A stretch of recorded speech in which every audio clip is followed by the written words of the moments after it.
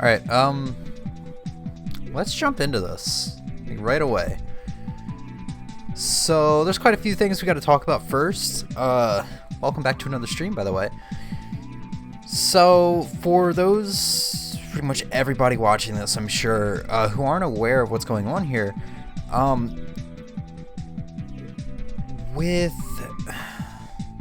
do I word this? I used to have a Let's Play channel. I still do have a Let's Play channel. The Let's Play channel is really how my content creation began around October 2016. My first Let's Play was a Pokemon Blue Randomizer Nuzlocke, and this was like the first like content I ever really started to make. And like a lot of people's early content, it wasn't really all that great. Mic quality was really low. Emulation was fine. I was using the same emulator I'm going to be using today, but literally the game was probably being recorded at like 10 frames a second, if not lower. And I've been wanting to go back and do Let's Plays over the past couple years, over the past like year or so, but I couldn't really bring myself to do that because there are a lot of unfinished Let's Plays on that channel, and quality for the earlier episodes aren't that great, so it just didn't feel right to go back and continue the series knowing that the early episodes are pretty much unwatchable. So what I decided to do was, since I'm really just, all I really do now is stream, Let's Playing can be kind of a pain because of editing and such. Editing software can be annoying and stuff like that, crashing constantly. Although I do find editing really fun. So I decided I posted a video about 2 weeks ago on the channel basically saying the channel's done. But what I will be doing, however, is there are about 4 or 5 Let's Plays I did not finish. What I will be doing is starting them over from scratch on stream and starting them as a playthrough. The Let's Plays I did not finish are this first one right here, Pokemon Randomizer Blue Nuzlocke, Five Nights at Freddy's 1, which we'll be doing during the marathon in October, Rogue Legacy, I feel like there was one more, No More Heroes, and once again I feel like there was one more, but that's the gist of it. We'll be playing through all those games on stream and maybe following up with their sequels in the case of Rogue Legacy and No More Heroes. Rogue Legacy 2 hasn't even been out yet. I think it got announced like a couple months ago, if not just a month ago. But yeah, today we're going to be doing a Pokemon Blue Randomizer Nuzlocke. So for those who don't know what that is, a randomizer is where various elements in a game are randomized. For the case of like Zelda games, usually it's just like various items are randomized. Sometimes I believe they can randomize it so that you can go into a door and it'll spit you out not where you expected it to. For the case of Pokemon, all of the Pokemon in the games, well, you know what, we'll get to the randomized portion in a minute. And you know what? We'll get to the Nuzlocke portion in a bit as well.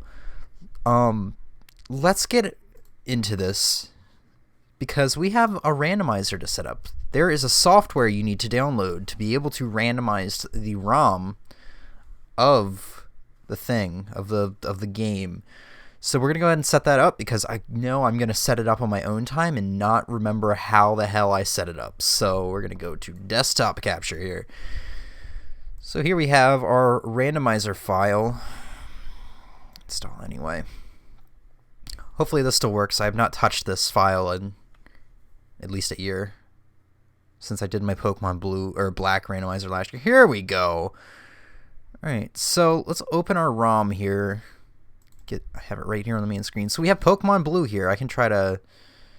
Actually, you might be able to see it better on Fortune Cookie. Kind of, yeah. Yeah, so here we go. So this is where we are going to choose our settings for the randomizer. Why is Stop and Smell the Flesh not playing?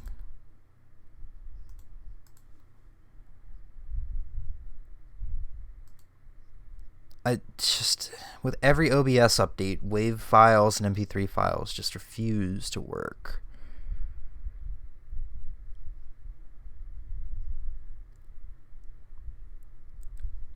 Wait, is it even here? Dude, I don't even think it's here.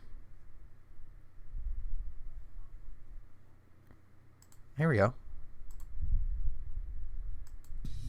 Yeah, what the hell? Alright, it's dumb that I had to set that up myself. Alright, so we're going to be setting this up. So, first and foremost, no game-breaking moves. I believe, if I highlight it, it'll tell me. Checking this checkbox will stop moves that can break early / Yep, so I told the same story on my Let's Play. I started a Pokemon Blue Randomizer Nuzlocke before I started the Let's Play, probably about a month before, if not a couple weeks before.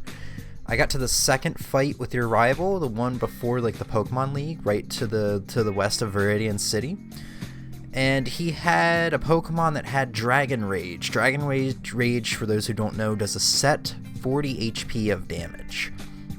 And at that point in the game, most Pokemon aren't going to have 40 HP, and if they do, it's going to take a simple Dragon Rage and a Tackle to kill it, and it ended my run right there. So we're checking that right there. It says right there, Sonic Boom, Dragon Rage, and every one-hit KO move are banned, meaning we will not see them in the game at all.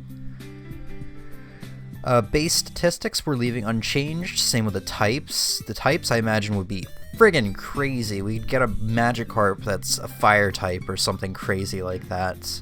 Evolutions are unchanged as well. I remember there being more stages to this. Oh, yeah. Here we go. So let's just go on down the list. Starters. The starters are going to be completely random. This is going to be extremely hectic because we can, instead of doing base Pokemon with 2 evolutions, we could get something crazy like a Mewtwo as one of our 3 options. Or we could have, once again, a Magikarp or a Scyther. Static Pokemon, which static Pokemon are, for this game in particular, legendary it's any Pokemon that shows up on the field. So legendary Pokemon, and the only other thing I can really think of is the Voltorbs in the power plant. I don't know if this static Pokemon counts for, it probably doesn't, Pokemon that are given to you. That probably counts under in-game trades, maybe? I'm not sure about that, but regardless, we're doing completely random, just to make this as interesting as possible. So we'll go ahead and randomize both requested and given Pokemon. I never trade, and I doubt I will do it here, but it'll be really interesting to see what somebody wants to trade, excuse me. So how I think this works, I don't know if this is for certain. I think what it does is it randomizes the Pokedex number that a Pokemon is set to. So, for example, the 3 starter Pokemons are Pokedex numbers 1, 4, and 8. Not 8. Yes, 8. Can I... Okay. Or 7. 1, 4, and 7. So, everything will be randomized, and a random Pokemon will be in the Pokedex slot of 1, 4, and 7. I think that's how they do this. So whatever Pokemon will take the Pokedex numbers of 1, 4, and 7 will be in the place of Charmander, Squirtle, and Bulbasaur. Once again, I could be wrong about that. I feel like that's how they would have done it the easiest way possible with the randomizer. Okay. We can randomize nicknames just for shits and giggles. Alright, so we can randomize move power, accuracy, PPP, move types. We're not going to do that, but to make it crazy as hell, we're going to randomize move sets. Let's see. Yeah, so we'll be ignoring the... actually, we'll prefer same type, just so we can, so we don't screw ourselves too much. So... I'm trying to think. let's think of an example here. So let's say Dratini. I'm trying to think of what. Actually, Dratini's a bad move because I don't think there's so many dragon moves in Gen 1. Let's say Seal, for example. Seal does not learn Ice Beam. Seal, although, is a water ice type, I believe. And maybe Seal does learn Ice Team. I think he just only learns Aurora Beam, but I could be wrong about that. It could be Dugong that learns Ice Beam. Regardless, for the example, Seal could have Ice Beam, although it's literally impossible for him to learn Ice Beam in the normal games. So, metronome only mode, I'm not that crazy, but that's a really interesting option that they have. There are a lot of options here with the randomizers. We're only 3 tabs in, and there's 5 more to go.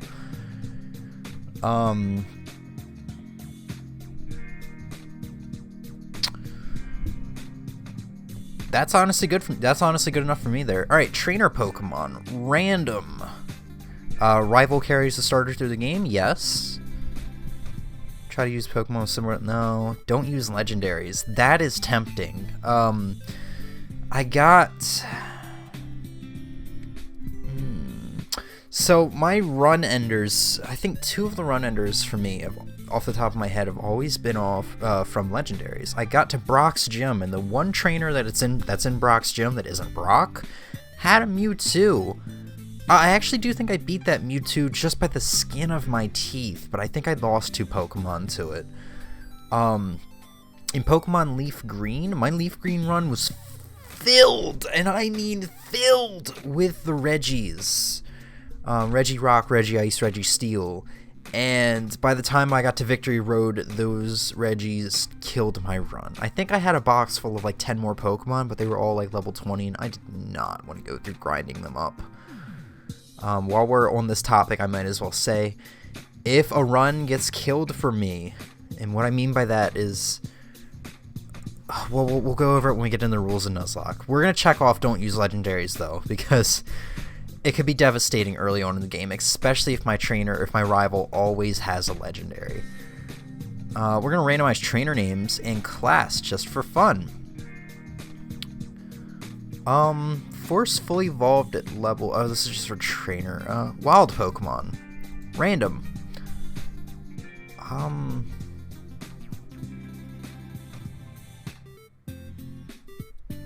I kind of want to do catch 'em all mode just so we don't run into like the same thing every route. Yeah, let's do catch 'em all mode. I hear you 1-to-1 mapping. What is this? Each Pokemon.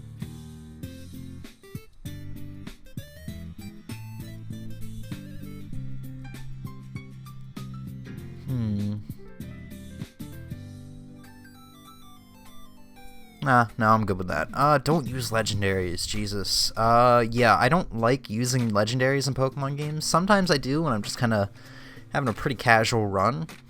But yeah, I mean, legendaries are a little strong, even at lower levels. Alright, TM and HM tutors. We're gonna randomize this.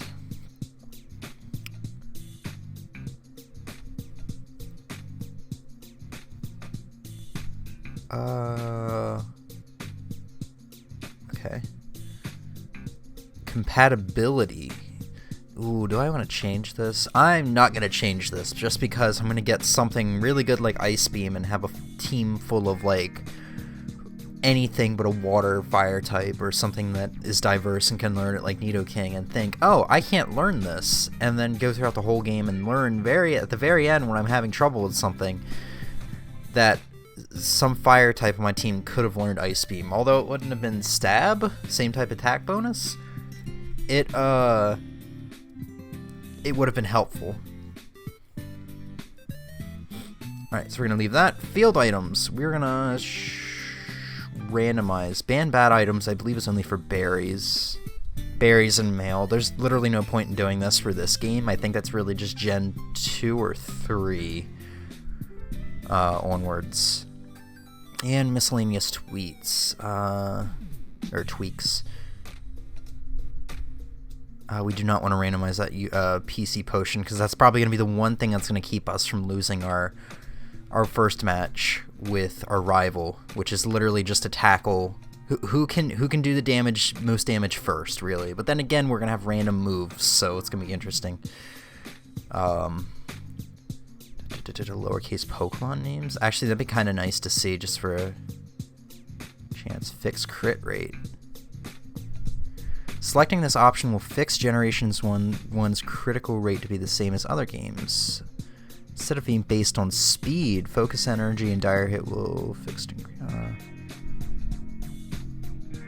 I don't know much about the crit rate. I didn't know it was different than later games. I mean, it makes sense. A lot of stuff got changed from Gen 1 after Gen 2 came out, or when they were working on Gen 2. Fastest text. Alright, so we don't have to go into the options and do that. Randomized catching tutorial. There is no catching tutorial in this game. Actually, I think it's the old man, but you have to go out of your way to talk to him. We'll randomize it anyway. Alright. So now we're going to randomize.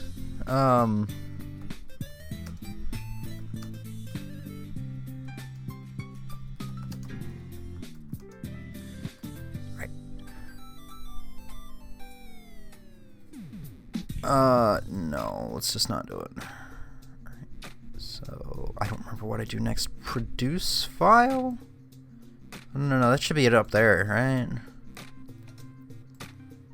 Yeah, that should be it up there. What if I... No. Okay, I know, that's just a seed. That's a seed. That's cool. Alright, and that should be it. And finally, like 20 minutes into the stream, we can get on into this. So, let's get this shit going. I'm excited. I'm ready to go.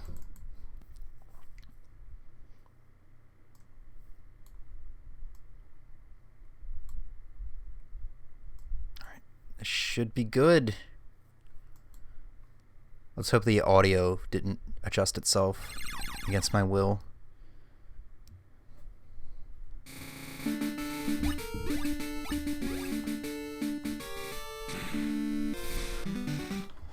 All right.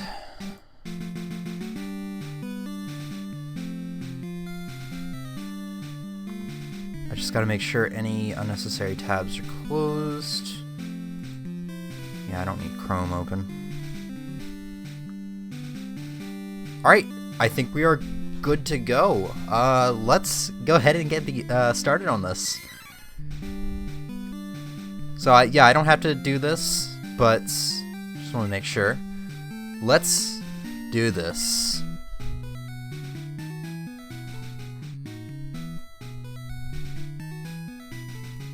Hello there! Welcome to the world of by the way, I'm not going to be using the fast forward function. I will use it later on in certain cases, but once again, I'll go over that when we when the time comes, when we start talking about the Nuzlocke rules.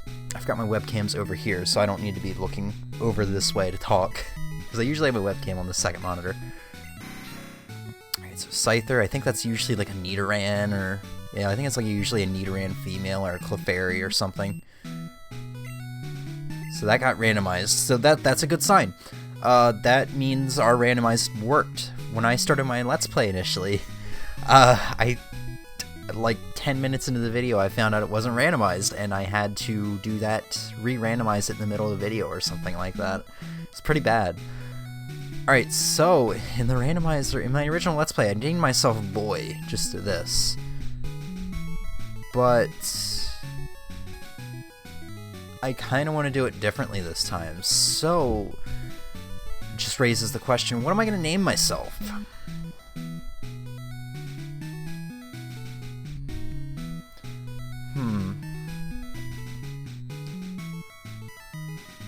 I kind of want to name myself Dingus.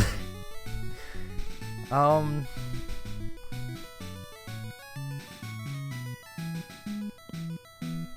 don't know what to name myself.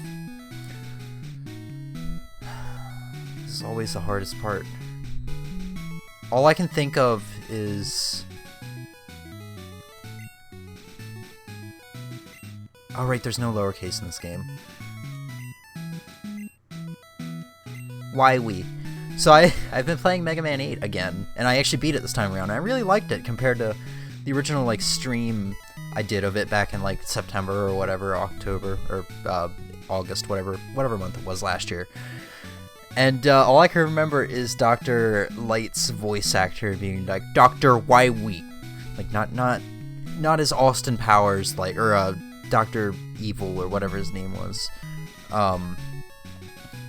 He's like, Dr. Wily. I can't do it. But, you know what? We're going to name ourselves Wily. I can't do a good, bad Dr. Light impression. My grandson. Shit. Alright, I named him Quintus before. We'll name him Quintus, because that name is still humorous to me and makes me laugh. Once again, like I said in the Let's Play, no offense to anybody whose name is Quintus. It's a very unique name, that's why I like it. Quintus, and it fits perfectly. Oh shit, there is lowercase down here. Shit. Damn, I'm blind. Why we? I want to hear Professor Oak's voice actor say that. Why we? Why we? I can't even. I mean, I can't do any good impressions, but playing the SNES. Alright, we're gonna get our potion right off the bat because this could mean the end of a run if we don't get this immediately. Alright, so the rules of the Nuzlocke. So, as you see on the screen here, I do have a command for it.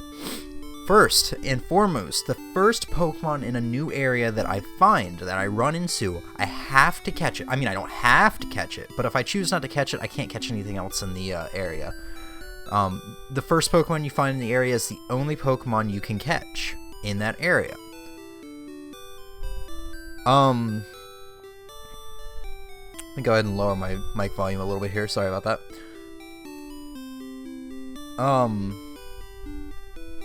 Yeah, so I have to catch the first Pokemon found in an area. If I fail to catch it, if I kill it, if I don't want it, that's it for that area. I can't get anything in that area now. Static Pokemon do not count to this rule. I don't know if that's in the official rule set. I couldn't find anything about that. There isn't really an official rule set. It's just kind of like, figure out how you want to do this. Because most commonly, a lot of people nickname their Pokemon, and they consider it a rule that you have to do. What's the word that they use? To kind of build a bond with them, so that if they die, it's more emotional, there's more of a connection there. I've never liked nicknaming Pokemon at all. It's bothered me for some reason, and it's not that big of a deal, so we're not going to be doing that. And here's the big thing about Nuzlocks. It's permadeath. It's got a permadeath element, so if a Pokemon faints, I have to put it in what I consider a dead box in your PC, a box that you're not allowed to withdraw Pokemon from. They have to stay there forever, or you have to release it. So, in permadeath fashion, you will never be able to use this team member again if they faint. And there's the obvious. If you run out of Pokemon, the game is over. Save data must be deleted, and the file must be started from scratch. That is where we will be using the rewind function. If this does happen, we're going to keep on going with this until we beat this game. I've never beaten a Nuzlocke before. The closest I've ever gotten was the Leaf Green example I gave earlier. So we're gonna beat it, but if we faint, if we game over, I will be using the the fast forward feature, which fucking zooms you across the screen. It is fast as hell. Using it for half a second will like fast forward 10 minutes. Get the fuck out. Ban. So yeah, it'll fast forward you like 10 minutes. Literally, you can see that reflected in your save file. It's nuts. What else? What else? Yeah, so we'll only be doing the fast forwarding if we game over. Just long enough to get back to where we were. Get the idea. Let's go ahead and get started here. I don't even think I have the save file, or the fast forwarding mapped to any of the buttons. Which is good, because I would accidentally hit it a lot in the original playthrough. Come with me.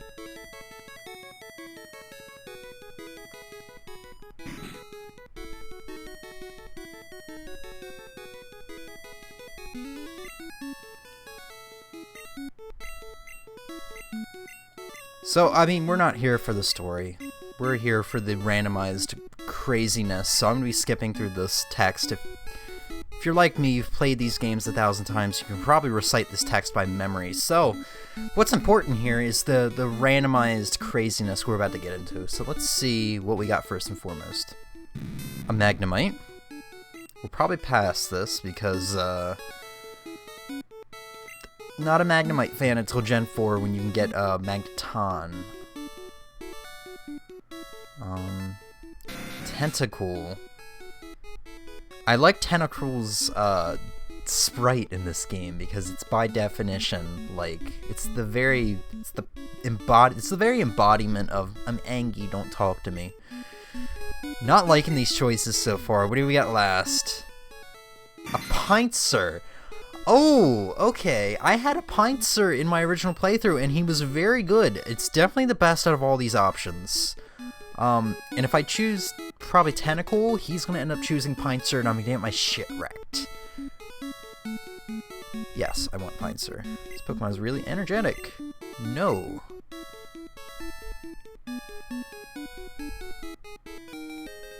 So he's got Magnemite. And Magnemite, there is no Steel typing in this game, so Magnemite is only Electric type. How? I can't open my menu?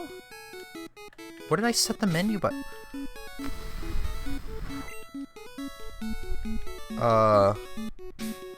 Okay, the menu is the R2 button. I'm honestly too lazy to go in and change that. I just have to remember. So you know what, let's see what moves he has when we get into the battle. Not even gonna bother saving, because if we faint here, we have to start the whole game over. And when we start the game over, I will also do a new randomizer file.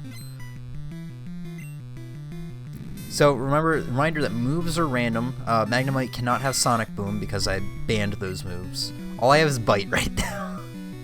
Let's hope he doesn't have Explosion or something. I think that might be a part of the banned moves list. Thunder! Shit!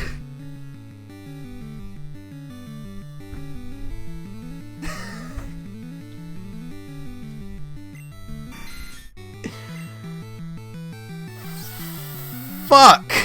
Oh no! We already got our first game over. What is this shit? Alright, just to prove I'm legitimate about this. Yeah, so these are my two randomizer files. Deleting them, going right in the trash. I'm gonna go ahead and breeze through making this again. Oh my god. I really can't believe that just happened.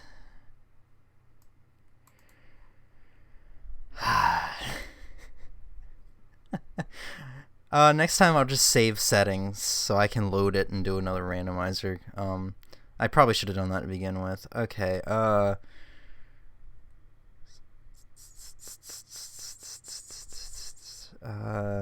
so we didn't do anything here. Randomize completely. Randomize completely. Randomize completely.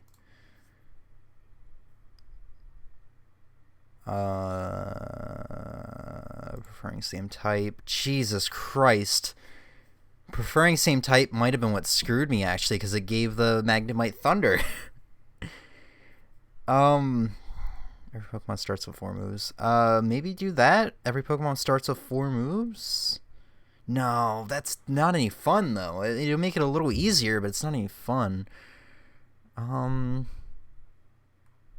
Okay. Trainer Pokemon, random. Rival carries through game. Don't use legendaries.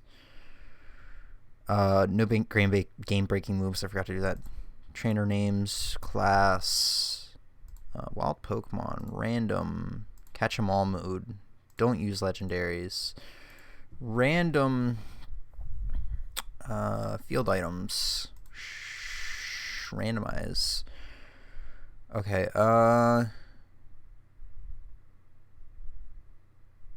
fastest text, randomize tutorial. We're gonna save these settings. I'm just gonna title it rando settings so I can remember. And I think with that, all I have to do is load settings next time and hit randomize again.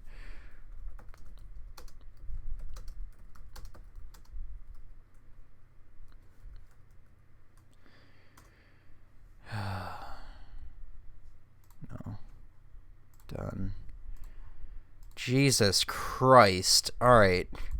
I didn't expect this to happen so early on. Oh, that is unfortunate. That's nuts. It's gonna come up on screen. There we go. All right. Shit.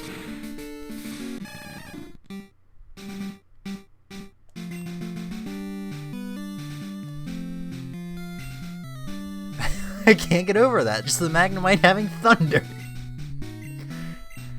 I should have I chose the wrong Pokemon, apparently. Hey, Weeping Bell. So I guess we'll name ourselves the same. Or no, we should name ourselves something different, because now our journey is over. That trainer's journey is over. Now we're playing as a new trainer. We have to defeat Quintus. His name will remain Quintus. Quintus will be my rival. Still don't know why I'm looking over here for the webcam. Alright, let's name ourselves Eon, because that's the first literal word I thought of. Elon Musk. Sounds like a pretty cool dude to me. Quintus. But you know what, Quintus got a name change. He changed his name so that only the Q would be capitalized. Because that really bothered him, as it did me. There we go.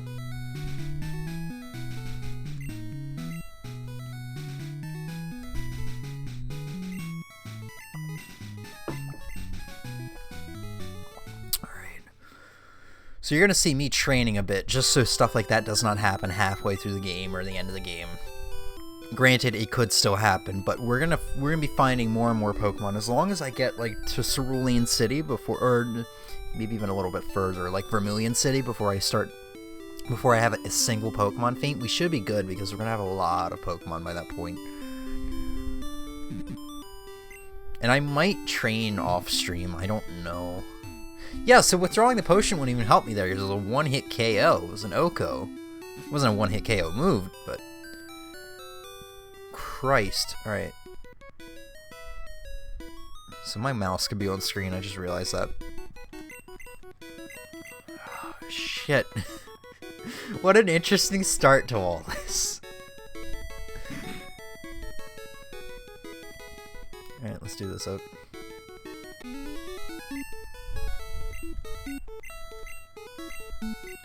Alright, Elon Musk. Fuck. First mon. A Geodude. No. What else we got? Pidgeotto. Pidgeot is a very good bird Pokemon, regardless of people making fun of the whole Pokemon line. Not bad.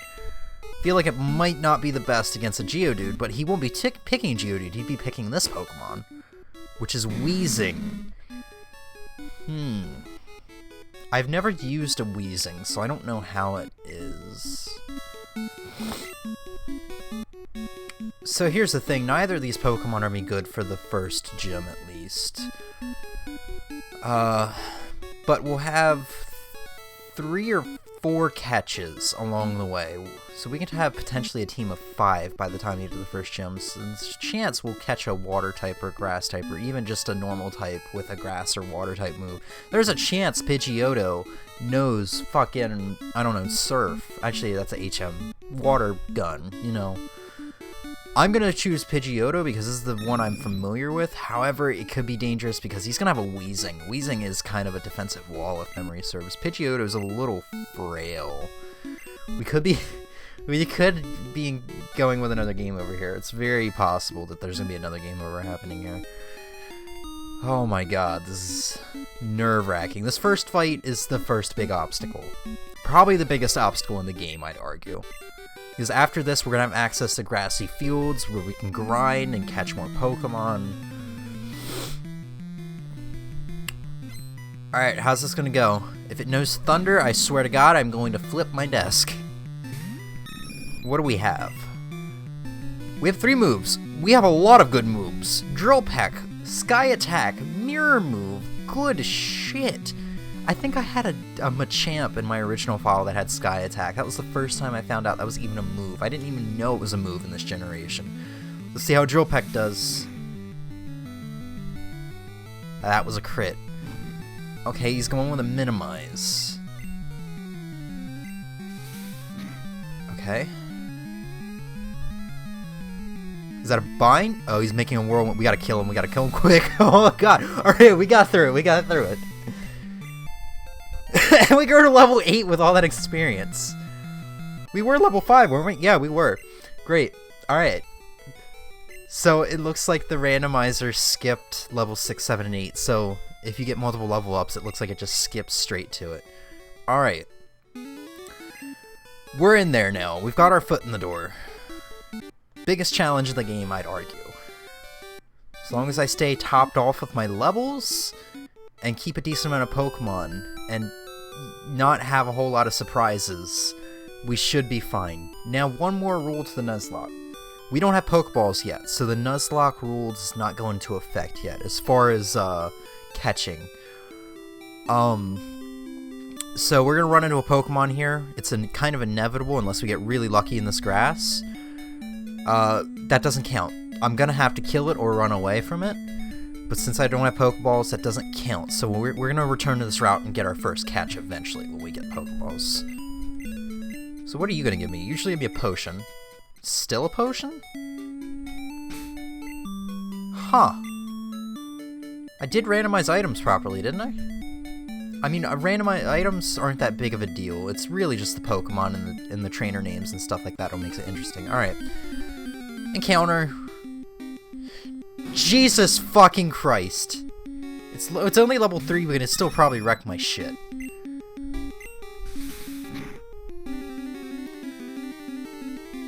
It might give a decent amount of experience to 89 experience. So we could potentially have a Charizard in our team. Now, however, one thing I noticed in my original playthrough of this, my Let's Play, you can run into like 5 Pokemon in that grass. In the original game, all that's in that grass is Pidgeys and Rattatas, just 2 Pokemon. So it doesn't outright replace them. It replaces them and adds more Pokemon, it seems. But that might just be because I have Catch 'em All mode enabled, so, you know. And we got the parcel. We're gonna make 2 more trips to that grass. Well, actually, we can hop over some ledges this time around before we can get Pokeballs. You know what? Real quick, I do want to check on another item. I want to grab another item and see if items really are randomized or not. Because if this is I don't remember what this usually is, an X attack? Or is it a potion? I think it's a potion. An X speed. I think that's different.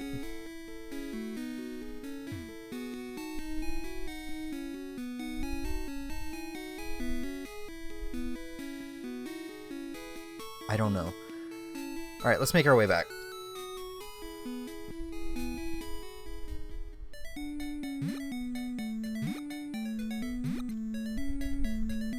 So we just hop over these fences right now so you don't have to worry about anything. I don't want to spoil all the encounters. Our first encounter is the one that we're going to catch. But after we get that first encounter, I kind of want to see what we missed out on.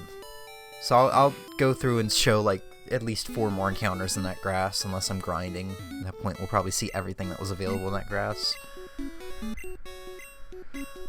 Okay. I don't think he gives me... No, he just gives me a Pokedex for this.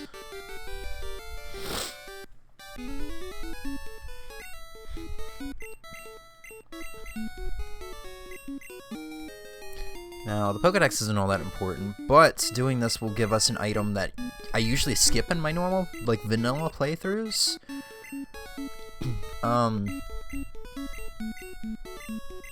I will be grabbing it this time around just because I don't have routes memorized. I need to know what routes I can grab an item, or grab a Pokemon for, and we were grabbing the town map. That's what that item is.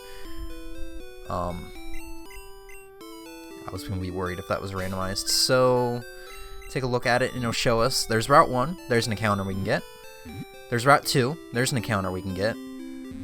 Viridian Forest, Diglett's Cave, Pewter City. Pewter City has a patch of grass in it. I don't know if that counts as Viridian Forest or Route 2.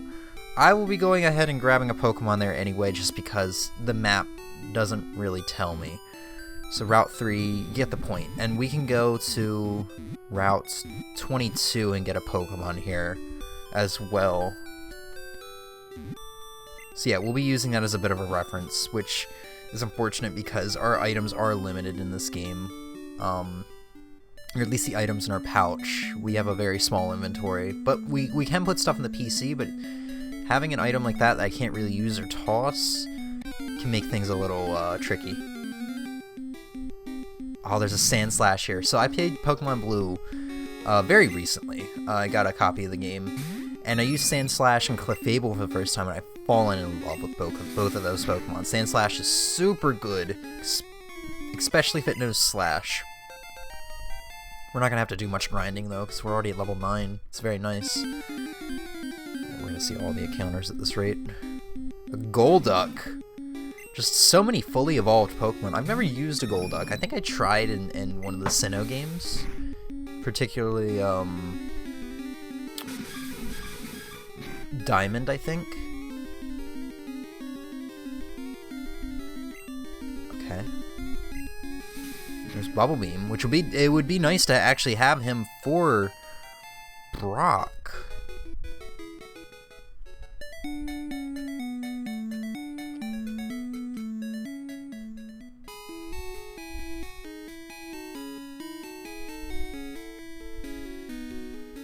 Alright, so now we can go get our Pokeballs.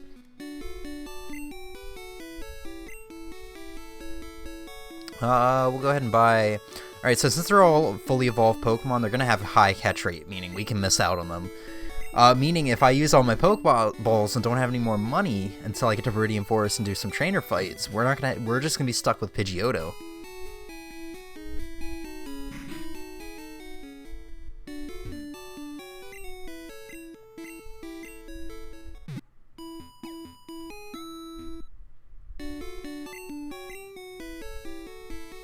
Okay.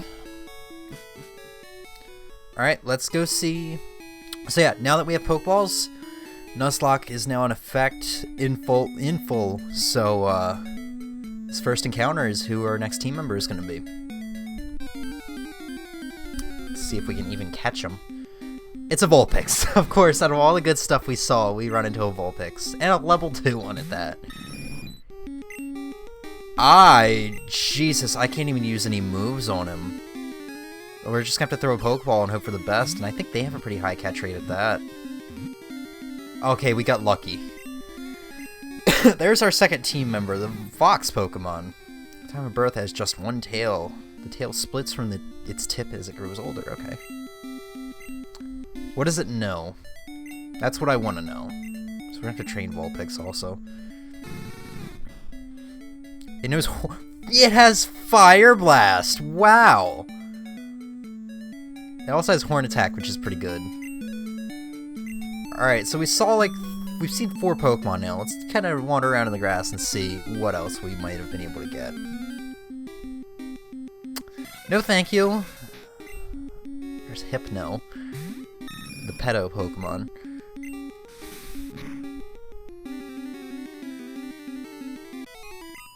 Alright, what else? What else? So many fully evolved Pokemon, it's scary. It's even scarier because you don't know what moves they have. Once again, Charizard. We'll come back around to him. I'm kind of glad we didn't run into like Charizard or Sandslash, like any of that, or any of those guys, because they would have had a really high catch rate. Or low catch rate, I'm sorry. I've been saying that wrong all the time. Low catch rate as in you have a low chance of catching it. High catch rate as in you have a higher chance of catching it. Doduo? Dotrio I used in Leaf Green, and Dotrio is very strong, it's very nice, but 2 bird-type Pokemon would have made me a little uneasy, or 2 flying-type, I should say. Alright, let's see, one more thing. I really should have put Vulpix in the front so we can be getting some of this experience. A lot of Charizards in these grass.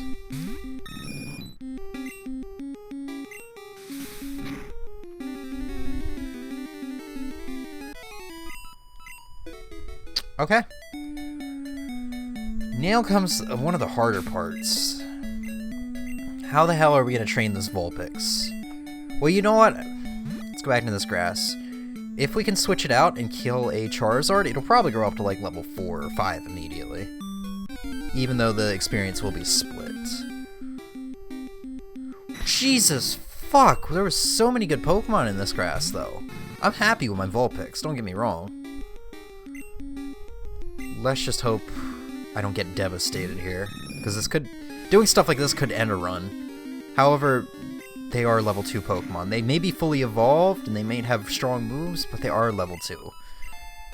There's level 3 for Vulpix. Alright, let's do this until Vulpix is at least, like, level 6 or 7.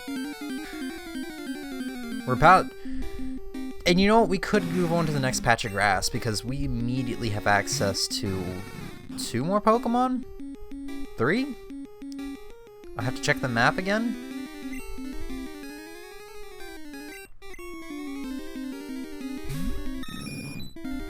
Jesus, flamethrower. Oh my god, we got a burn. Bear in mind, that's a level 3 Charizard using it on a level 11 Pidgeotto. Flamethrower, of all things. And Fire Blast. Jesus.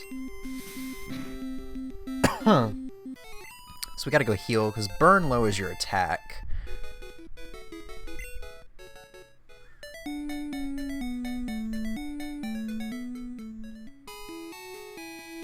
Alright, real quick, let's check the map. So there's a patch of grass before the building that takes you to Viridian Forest. So we have the one in Route 22 it was. Okay, so that's considered Route 2. And then Viridian Forest. And then the one in Pewter City. So we have 2, 3... Okay, so we have 1, 2, 3... We have 3 more Pokemon we can get before we even get to Brock. Or no. 4 Pokemon we can get. 1 from Route 22, 1 from Route 2, 1 from Viridian Forest, and 1 from Pewter City. So we can potentially have a full team going into Brock. The problem is keeping them all topped off on levels. So you know what? Let's go ahead and catch a Pokemon from Route 2, Route 22, and Viridian Forest, and then make a decision on who we're going to focus on grinding up on. Because we really don't need everybody grinded up right away, especially considering that we're going to be countering more Pokemon along the way and probably replacing them, and so we have a really good, solid, well-rounded team. So next encounter, Route 22. Gotta make sure you don't go too far in this one, because there is a rival battle right up above, and he has mostly level 9 Pokemon. Magmar! I've always wanted to use this Pokemon. I think I did in one of my Sinnoh playthroughs, like Pokemon Diamond or Platinum, when you can have a Magmortar. Or maybe it was Heart Gold. Let's hope we can weaken it with Horn Blast, so that Flamethrower doesn't do much. Okay, good. That just means, though, we're gonna have 2 fire types, however.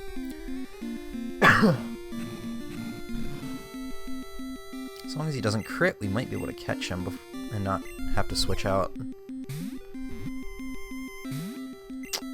Yeah, he's gonna have a low catch rate. We'll do one more horn attack. Hope he doesn't crit. I'm playing it stupidly risky here for a Nuzlocke. Okay.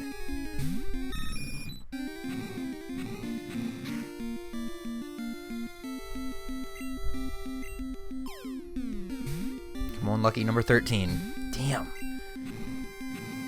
Ooh, we might have to let this one go. Oh my god. I mean, I have potions. But I don't know if I want to run out of balls right away.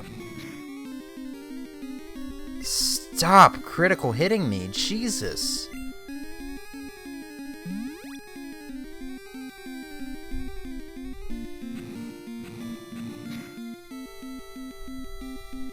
God, he's doing more damage to Pidgeotto than he was, Vulpix. Which makes sense, because Vulpix resisted, but, like, Vulpix was only 1 level higher. I'm, like, 8 levels higher than him. Come on, just get in the ball. I don't think this is gonna happen. We might have to let this one go. He keeps critical hitting me, too. We gotta let him go. I think we gotta let him go. we gotta let him go. He's gonna end up sweeping my team and getting me a game over. Jesus. That's unfortunate. What? Spike cannon? Alright, I'm gonna go heal up and then we're gonna see what we missed out on. I don't know what Spike Cannon is in this game. I thought it was a steel type move, so I figured it wouldn't have even been in this game. Is it just a normal type move? It's very interesting.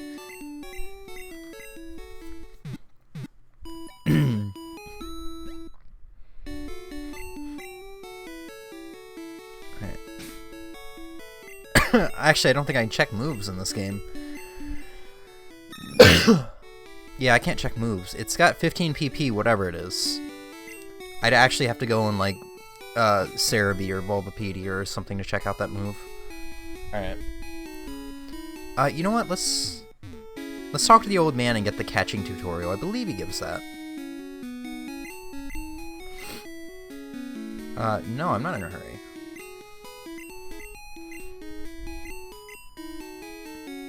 Alright, so I think in the normal game this is a Weedle or something like that. He has an Abra. Luckily, I think he just throws a ball anyway. Yeah.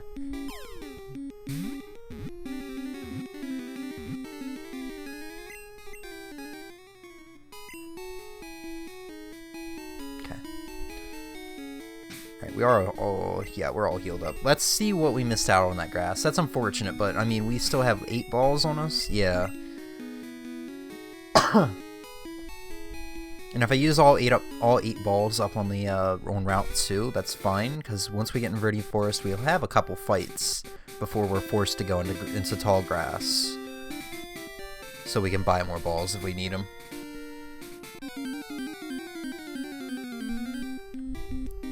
Could have gotten a Ditto. You know, the sex machine. Kind of want to try to fight it, but I'm afraid it's going to have something ridiculous. Maybe it still has just Transform. Petal Dance. I mean, that's a grass-type move, so it shouldn't do much to me, but it is... okay, yeah, I was about to say, it is strong. So Dittos might be a good thing for Vulpix to train on here if I can keep running into him consistently.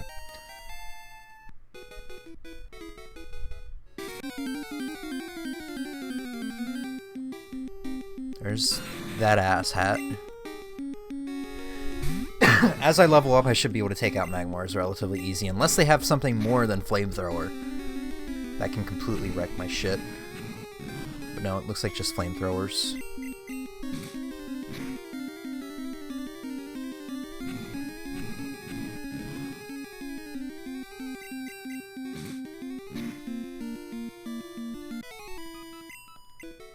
Okay.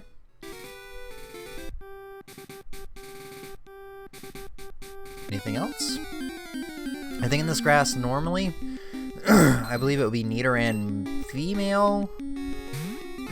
I only know what Pokemon are in the grass in Yellow. Yellow is the Pokemon, the first gen Pokemon game I'm most familiar with. So in Yellow, it's usually you find Mankey, Nidoran male and female, and I think you could find Spearow in this grass as well. So, in Yellow, you have... oh, Thrashing About. Sorry, I thought it was Struggling. It's like, Petal Dance need 1 PP? What? Doesn't make any sense. So yeah, in Yellow, you have a wide variety of Pokemon you can fit here, and a lot of good ones, too, especially for Brock, considering you can get Mankey or Nidoran, or any of the Nidorans. And Spearow is a really good bird Pokemon as well, especially that early on in the game. I'm gonna play it risky. Is it just Dittos and Magmars? Because in that case, it'd be a really good spot to train up Vulpix. It looks like it's just gonna be Dittos and Magmars.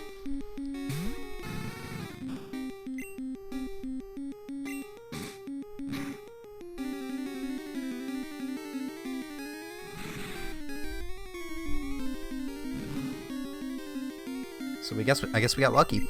This isn't a bad place for me to grind Pidgeotto either. It's just the Magmar does more damage to the Pidgeotto than it does Vulpix. Alright, I mean, so we're about an hour in. This is starting off interesting. I didn't expect to have one game over yet, though. I might have to put up a game over counter on the screen, just because I feel like that's going to end up happening again. I hope not, but I don't know. We'll see.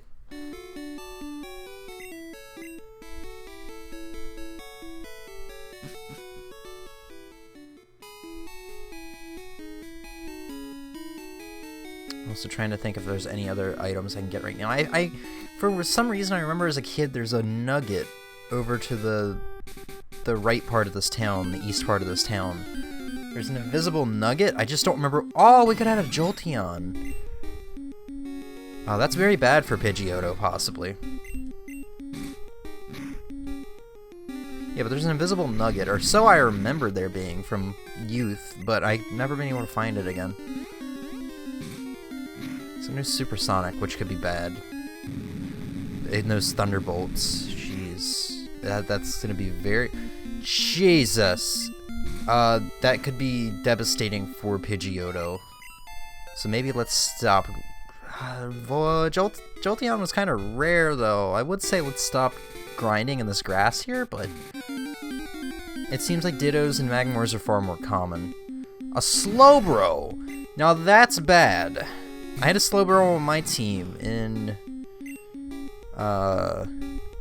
Pokemon, my Let's Play of this, and he was good. I think he was like the first Pokemon I caught in Route 1. Waterfall, yeah, it's a good thing I switched out. Alright, I think this is a sign that maybe we should... Okay, Spike Pin is normal, let's try it out. Oh, it's a multi-hit move. So it's basically like a stronger Fury attack, I assume. It's not bad. But yeah, let's stop. I think this is a sign that we should stop grinding in this grass. However, I would love to get Vulpix up one more level. We'll go ahead and heal up, and we'll go ahead and do our second rival battle. Which I'm a little scared about, because depending on what's... He's going to have a second Pokemon now. He's still going to have Weezing. And maybe Weezing will be just as much of a joke as he was last time. But I'm worried about that second Pokemon and what that's going to be. In the original games, I believe it's always a Spearow, level 9 Spearow. Which if you still only have a Bulbasaur at that point, it's going to make that fight a little tricky. Because Spearow does learn Peck. Whereas Pidgey starts off with Gust, but Gust in this game is only normal type. It's not flying type yet.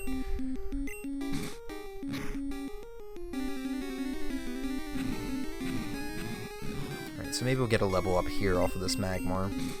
Can we two-shot it? Nice. Nope, no level up. Alright, I'm gonna go ahead and save, just because I haven't saved yet. I'm just worried about the emulator crashing or something and losing all my save, all my progress. Alright.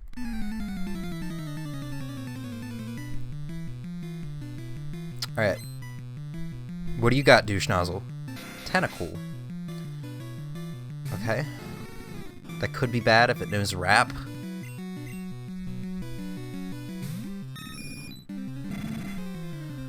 Oh, shit.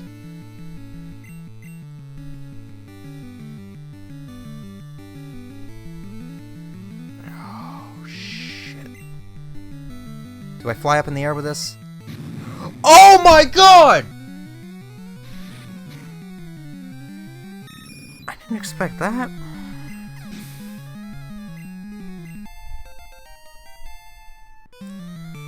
Son of a bitch! Oh no, are we gonna have our second game over here? Change Pokemon? What am I gonna change to? Oh, fuck. Let's try Fire Blast before he starts minimizing. It's a good thing I decided to start trading Vulpix. We might get through this. We might get through this. Please hit. He's just gonna minimize. Is that all he knows? Is minimize? I don't want to find out. We got through that through the fucking skin of our teeth, but we lost our first Pokemon. We lost our starter already. And it adds insult to injury, realizing that I missed out on a third potential party member because Magmar wanted to be a butthead. Literally and figuratively. Shit. So I don't like releasing Pokemon. It just doesn't sit well with me, so I'm gonna be putting him in a box. I believe you have multiple boxes in this game. So I'm going to be putting him in box 2, which is going to be our dead box. Well, Pidgeotto, you did well. So we're going to change box. Okay, so we have 12 boxes. Let's put him in box 12. That will be our dead box. Deposits, Pidgeotto. Be at peace, soldier. That's unfortunate. Okay, we're going to change box back to box 1, because if we catch anything, it's automatically... If we catch anything, we have a full team, it's immediately going to go into that box, and we don't want it to go into the dead box. We want it to go into box 1. Oh boy, now we're a Vulpix only team.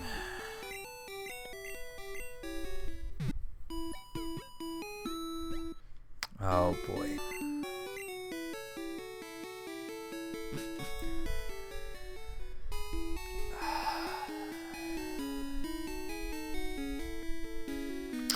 I want to go train somewhere, but I don't really have any good place to train. I really should... I don't know what the best course of action is at this point. Training's risky. It would be less risky if I have a second Pokemon. But if I find a Pokemon with a high or low catch rates... literally, I only have one Pokemon, and that Pokemon can just wail on Vulpix, and I'd be in danger. I could go buy potions, but I should save the money for Pokeballs. Let's see what we got here. If it's too risky, I might just have to run away from it. That's very risky. Ooh. And it's probably... I don't know if it's gonna know rest. I'm gonna play the risky game. Let's see if we can get a burn.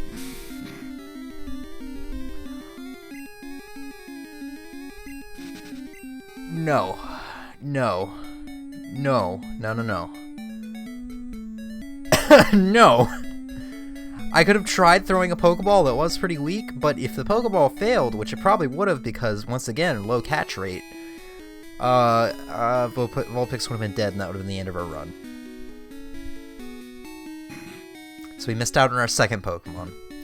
But, I mean, it was best to play it smart there because the odds were not in my favor. That would have probably ended up being another game over. The chances of me catching that Snorlax first ball with just a Pokeball, not even a Great Ball or an Ultra Ball or anything like that, was low. So we're going to go ahead and buy potions now. Oh, I didn't even get that much money from that battle. Oh, they aren't even selling potions. Why advertise? Why did that guy give me a potion on Route 1 and say, hey, I'm advertising for Pokemart. If you want more potions, you can go there. When they don't even sell potions.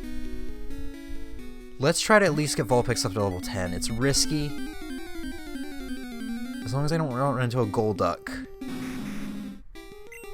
I should be fine, because these Pokemon reach level 3 and level 2. However, Vulpix doesn't have the best defense stat, if memory serves. A critical hit. Perfect. Level 10.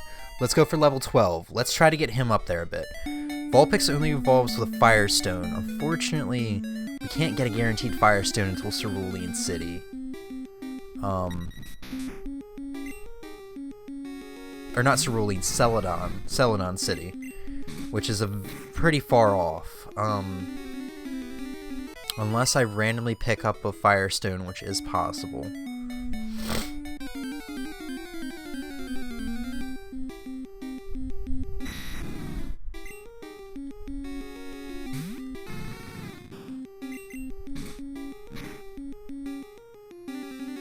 I Now here's the problem with me leveling up Vulpix. Once we get into the Viridian Forest, we can run into like level 2 Pokemon still there. Meaning I won't be able to weaken it at all.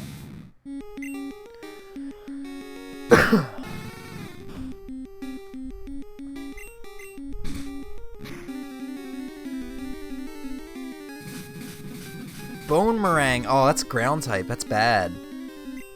That's a multiple hit move, isn't it? No! Please stop it too. Please stop it too. Please stop it too. Please stop it too. Please stop it too. Jesus fuck. Can I outspeed it?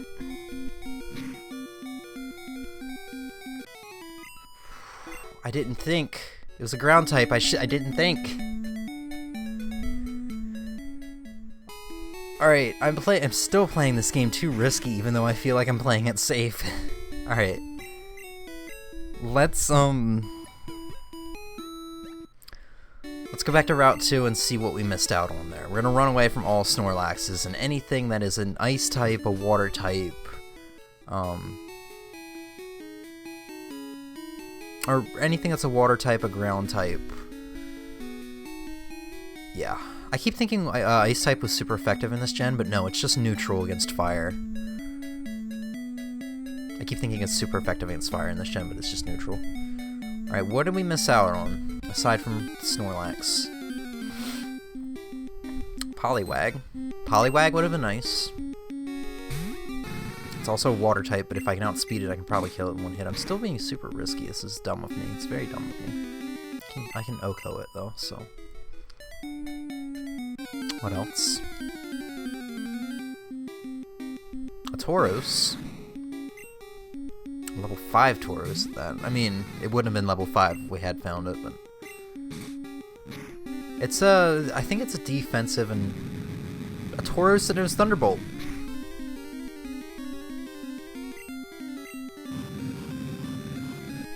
That would have been an interesting member to have. Alright, I really wanted to kill that because I knew it would give me a decent amount of experience.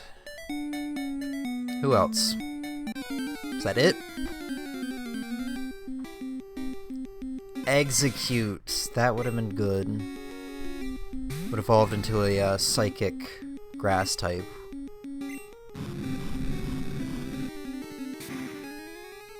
I like how often my Fire Blasts have been actually hitting. It's been nice. Anybody else? This is apparently a better patch of grass to grind in than the Route 1 grass. Oops, sorry about that. I had to itch my arm here. Hit the controller on the bottom of the desk. Tauros again. Let's just hope it doesn't have any other surprises aside from Thunderbolt.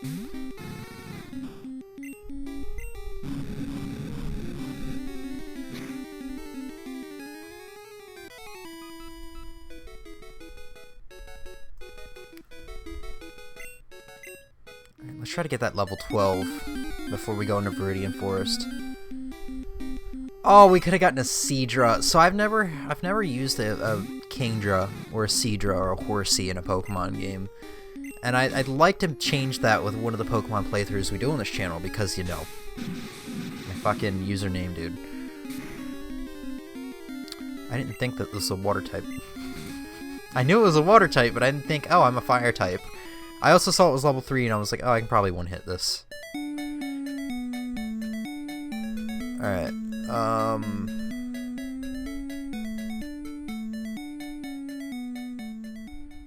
Alright, we'll heal and we'll go into Viridian Forest. There's not much else we can do.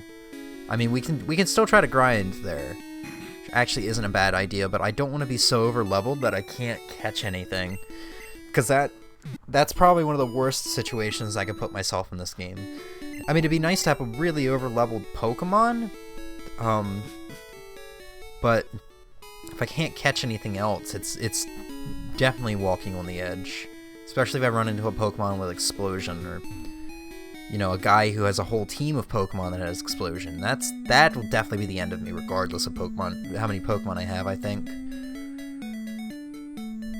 Let's go. Let's get in here. Let's get into like the first, I guess, dungeon of the game. Oh Jesus. Oh yeah, there's a girl over here in yellow with a Pikachu. Or asking for a Pikachu. Fresh water. We can sequence break this game now. This exact thing happened to me in Pokemon, in my Let's Play. I got a fresh water, I think around the end of Cerulean City.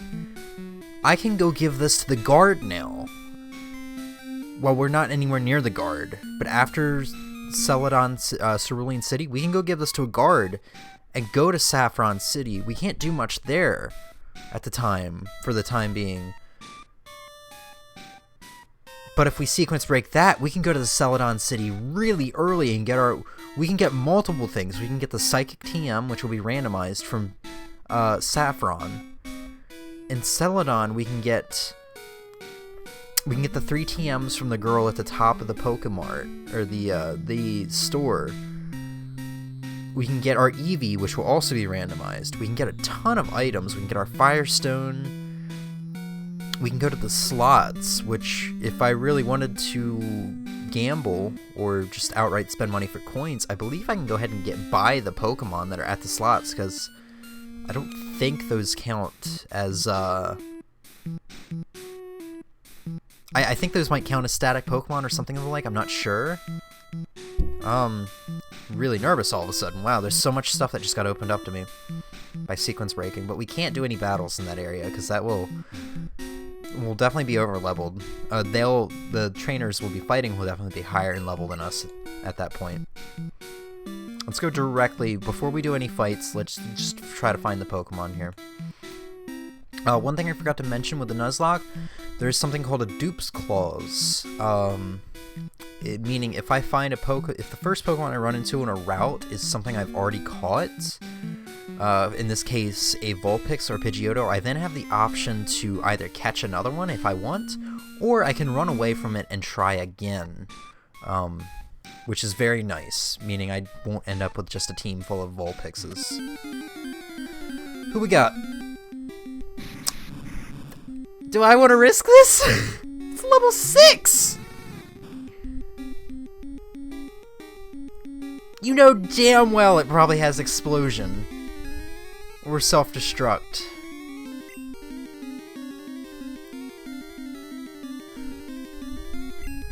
This Pokemon is not going to do me... Confusion?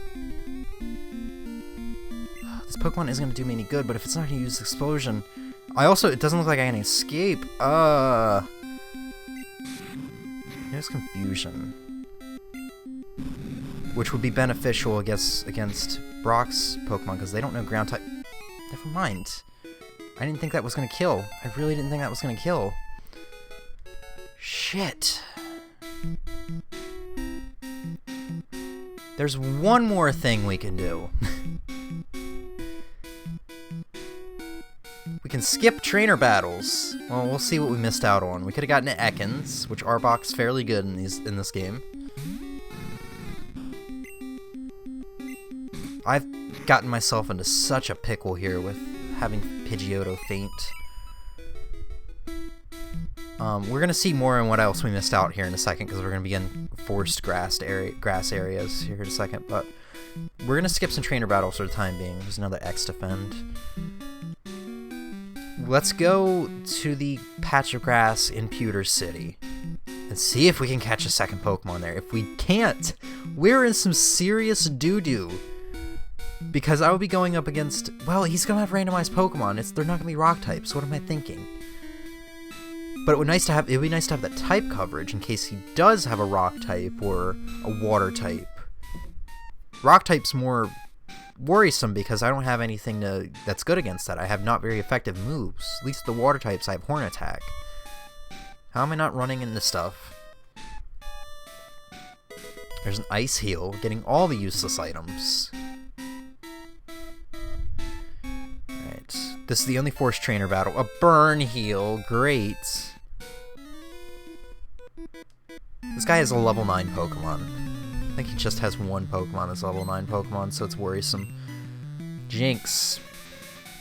Once again, that's worrisome because Ice type moves are neutral against Fire types. However, I do have Fire Blast.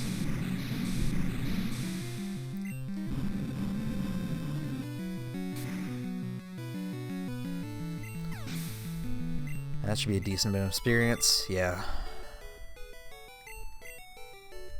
Let's just hope we can get out of this forest without fainting. Alright, we'll see more on what we missed out on, because we're going back to this forest in a minute here to fight the trainers. Why am I talking to you? Let's heal first. These Pokemon, I believe, are weaker than some of the ones in Viridian Forest.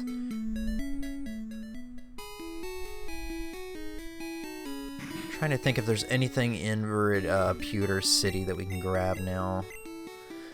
I know we can grab the old Amber after we get cut, but we can't revive it till we get to Cinnabar, which is gonna be a long time, butt end of the game.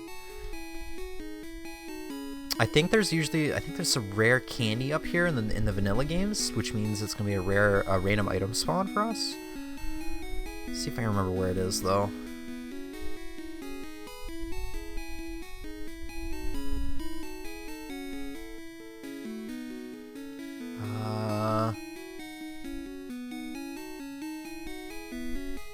Really?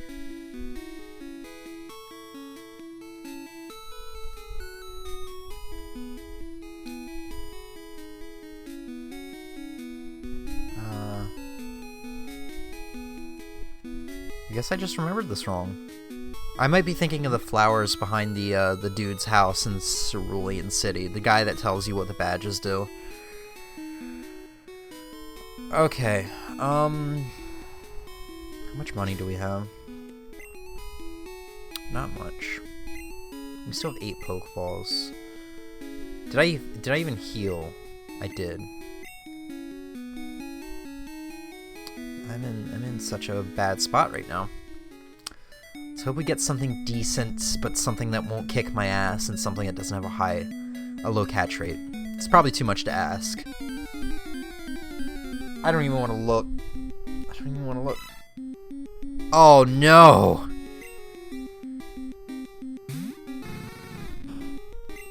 I want to try it though.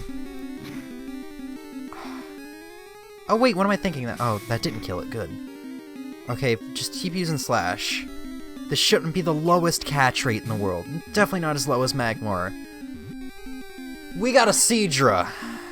There, we have a fire and a water type. That puts us at pretty good spot. I don't know how good Seadra is though.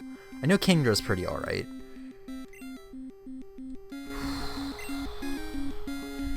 Okay.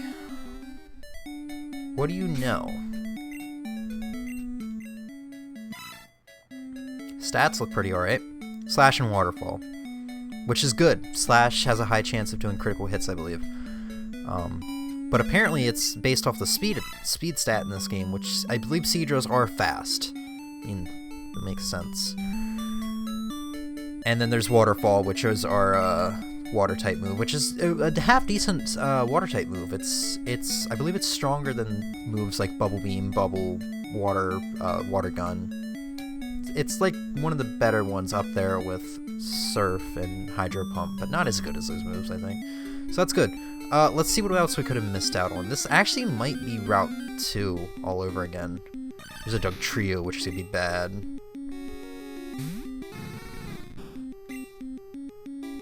Let's run away from this thing. I don't want to get earthquaked or some shit. This might be considered Route 2, but it doesn't say it on the map. So I'm gonna go ahead and say this is fine. If we were playing Fire Red or Leaf Green, I believe at the top it would say, you know, Pewter City as you walk in, and as I walk out here it would say maybe Route 2? I don't know what to consider this route.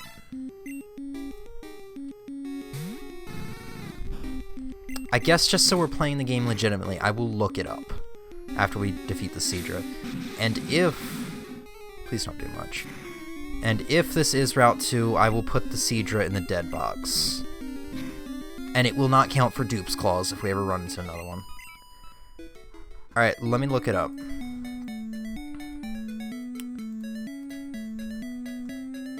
Alright, so, Pokemon Blue, let's just type in Route 2.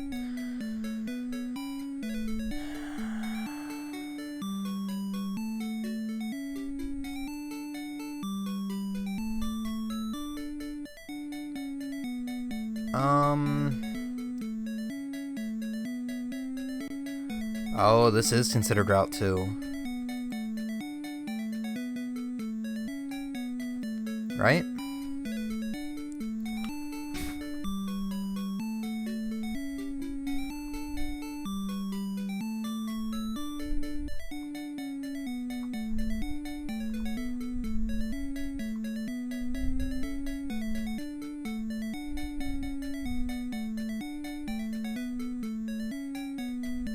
Just give me all the information I don't need.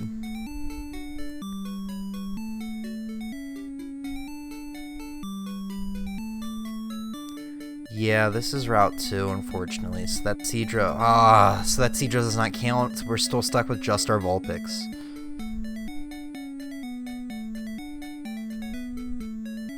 Yeah, that makes sense because Route 2 also bends around Viridian Forest to the on the east, the eastern path, which we don't have access to until after we go through Diglets Cave. Damn! So we got to get rid of that. Damn! And we still have a little while before we have another Pokemon that we can potentially get. That sucks, dude. Let's hope Brock's gym is easy on me. And then we have a ton of trainers off to the east side of this, off to a route to the east side of this city before we get to the next patch of grass. But once we get to that patch of grass,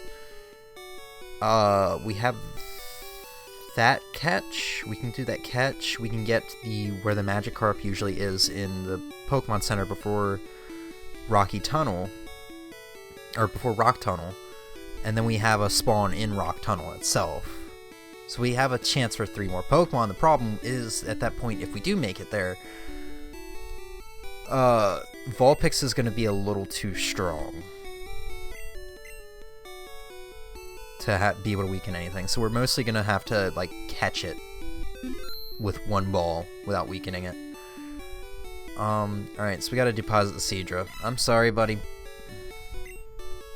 You know, we'll go ahead and release it. This never happened. I just wasted a Pokeball, that's all. Hi, Seadra. Oh, I gotta change the boxes back. Not that I'm gonna have anything naturally going into this box after I catch it.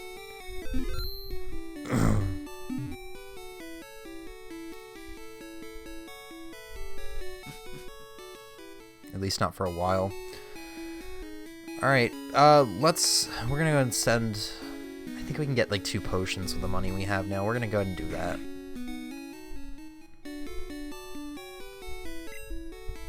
We can get 1 potion, unfortunately.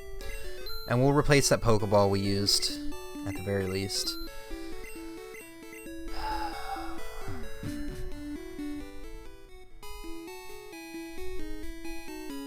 It's not looking so good yet.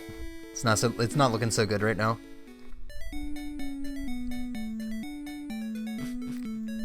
Alright, so back to Viridian Forest. We're gonna do all the fights and stuff. And we're gonna probably run into a couple wild encounters and see what we missed out on in here. We obviously missed out on the Electrode. I don't remember what we ran into before we left here. Oh, there's a Horsey.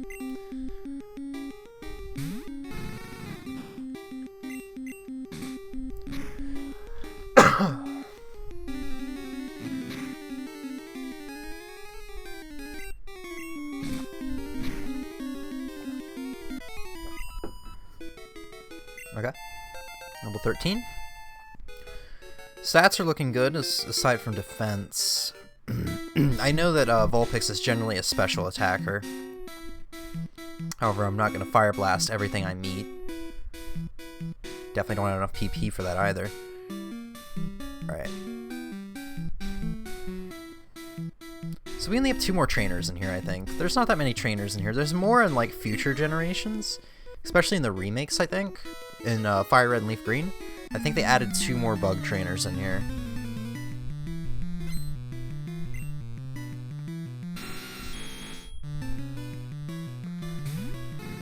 Why? Ground poison. So it can poison us, which is bad. Or we can use a ground type move against us, which is bad.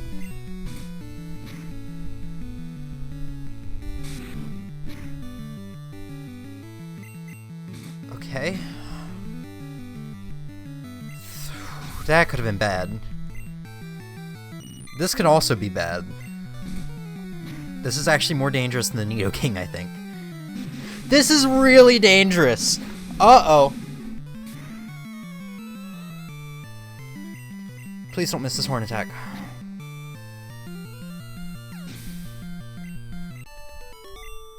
Christ on wheels, dude. Alright, we gotta run back and heal. Just all of these encounters, so dangerous. I wouldn't even bat an eye if I still had Pidgeotto. So yeah, out of all the encounters, we could have had a full team by now. Well, actually, we could have had a team of 5, because I didn't realize that grass before Pewter City was Route 2. We could have had a team of 5 by now, but we failed all of the encounters in one way or another, and we lost our Pidgeotto. This is pretty much worst case scenario, aside from the obvious, we could have game overed. We're making it through though, like, aside from any ground type, rock type, or water type moves that I might have to deal with from opposing Pokemon, from the enemy, we're at a decent level and nothing should be too big of a deal. I mean, even at this point, water type moves like Hydro Pump are doing about only half our health.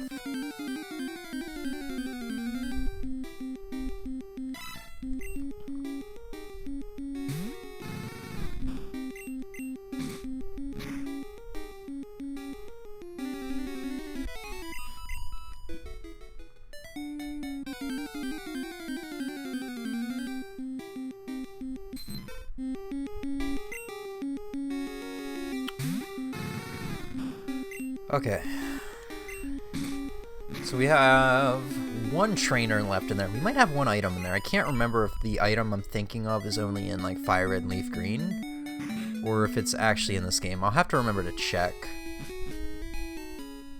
I don't think I'm missing anything else though. Is there an item up here? I can't remember. Once again, might be in a future game. I think this forest has a lot more going on in future generations. Once again, Fire Red and Leaf Green. And even Pokemon Yellow, it's got an extra one trainer, which is the girl with the lass that's looking for a Pikachu.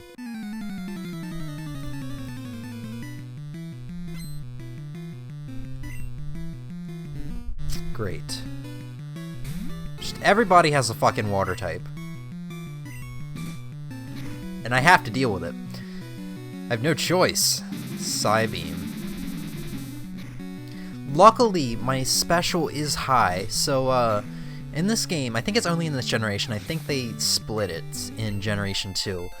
But in this game, your special is both your special attack and your special defense. It wasn't separated yet. So my special is high, so any water type moves, or I think ground type also falls under special.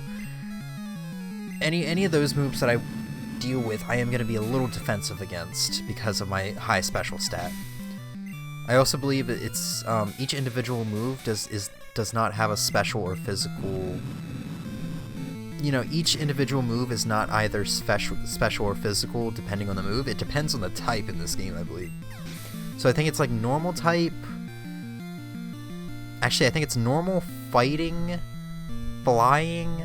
Actually, it might be ground and rock as well are all physical, and then everything else like electric, fire, water, grass is all special. I think that's how it goes. And psychic, and I don't know what ghost type moves are. I actually don't know if ghost type moves are a thing in this game. I don't know if lick is just a ghost type move, or I don't know. Yeah, so there's no item up there like I thought there was.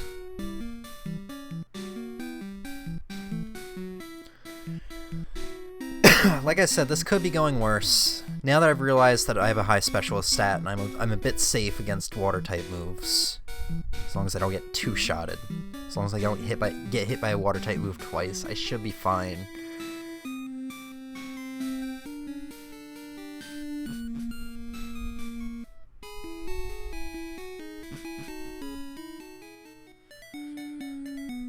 Okay.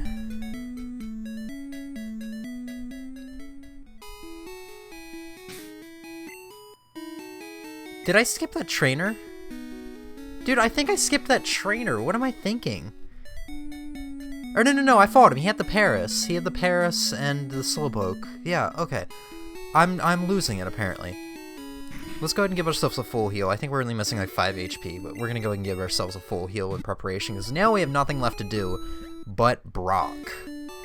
Well, and his the one trainer that's in his gym. So if you haven't noticed, trainer names and classes should be randomized. I haven't noticed. So he's probably not going to be Gym Leader Brock. He could be like fucking Astronaut George or something like that. I don't know why I'm talking to you.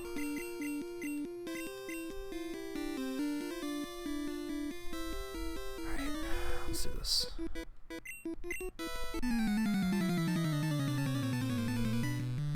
I'm scared.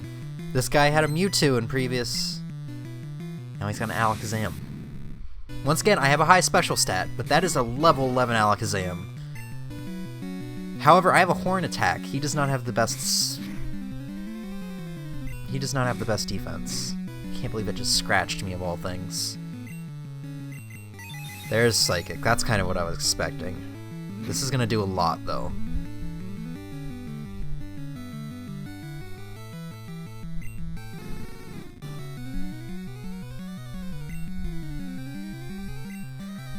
I forgot.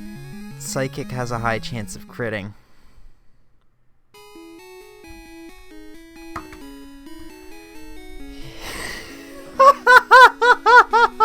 Fuck. Intermission time. Game over number 2. We're going to start over again. I'm going to set up the randomizer file while we're on intermission. I'll be back.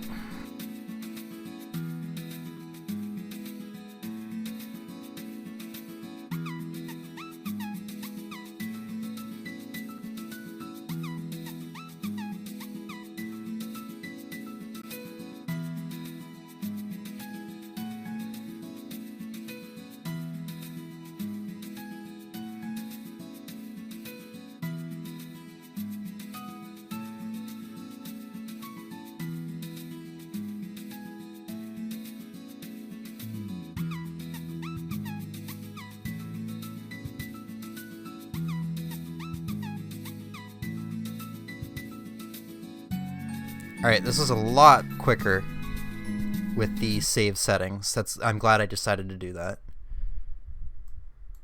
With the saved ROM settings. Alright, we're back in it. We're starting over again. Shit. 2 game overs. I really wonder if I can just put it on the side of the screen or something. Where I can make it a Nightbot command. Let's try the text first.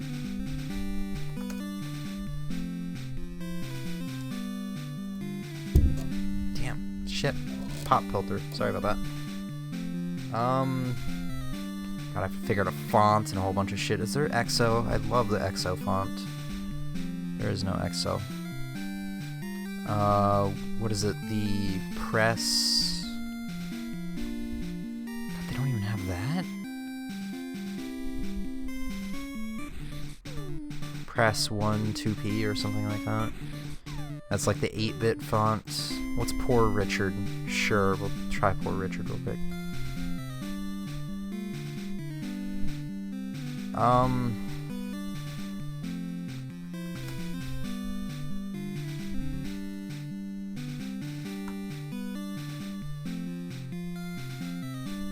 This is really fucking small, though.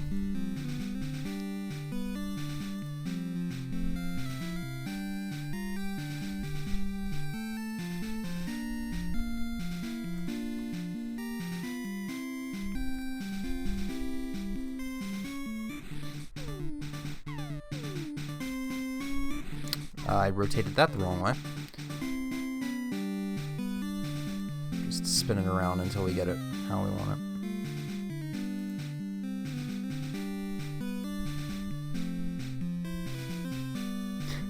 That does not look good at all.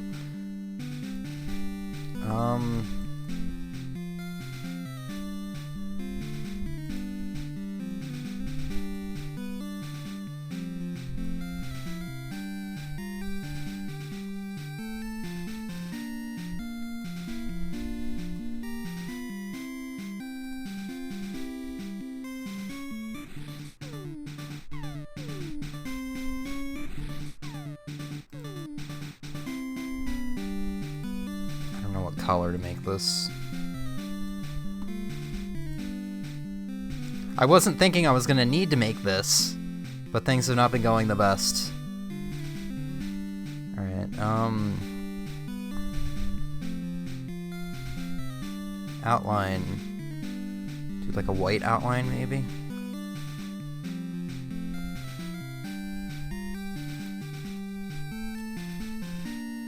That's not bad.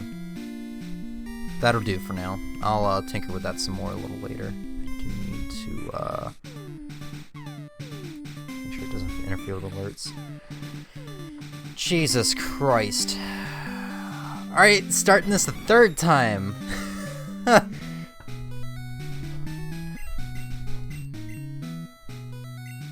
Hey, it's Mankey. I think Mankey actually might be the normal blue Pokemon. I could be wrong though. Shit, new game, new me. Who am I now?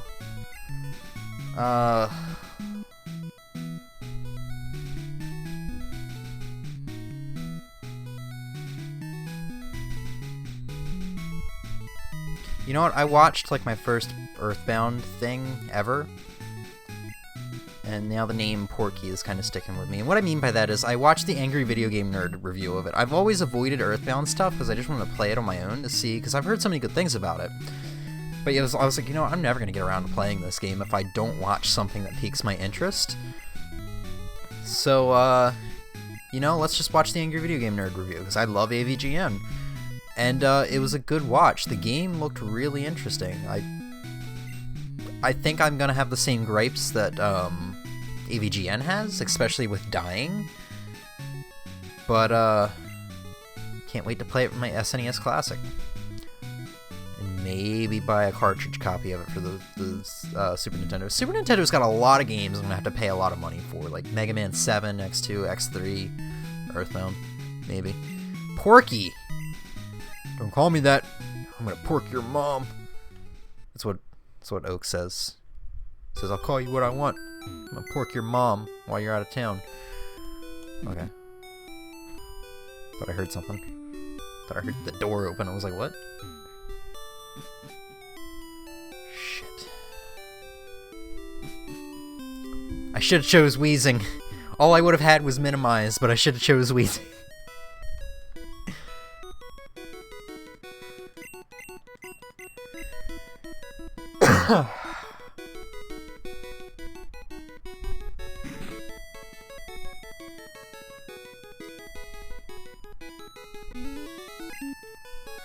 When I first started, I got Pokemon Blue in the mail like 3 weeks ago, I think, and when I first started playing it, I actually got the glitched version of this music. I was really confused because I never had the glitched version of this music before. It happens. Look it up. It's like a slower version of the song, missing some instruments. First Mon.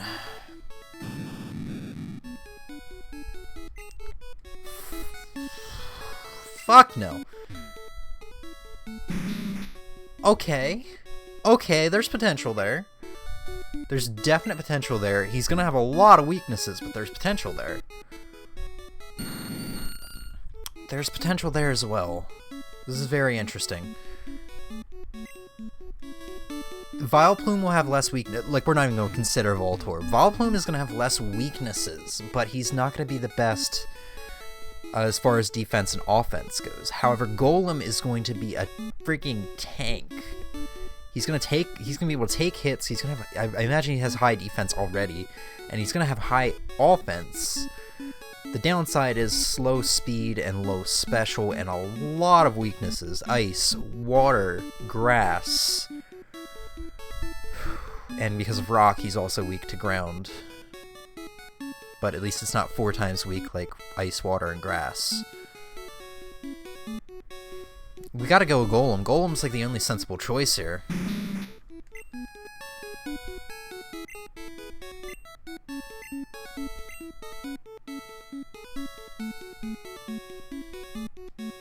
So he's gonna go Vileplume.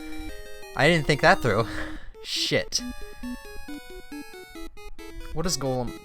We'll find out what Golem knows when we get into the fight. We're probably gonna take another game over here.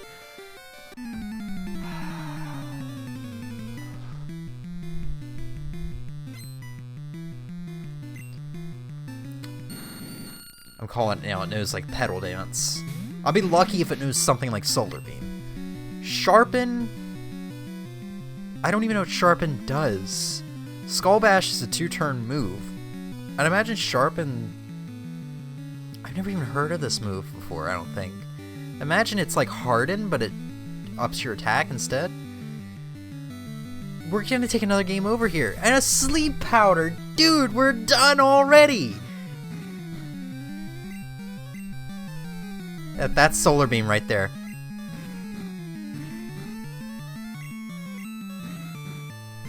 I shouldn't have chose the sensible Pokemon.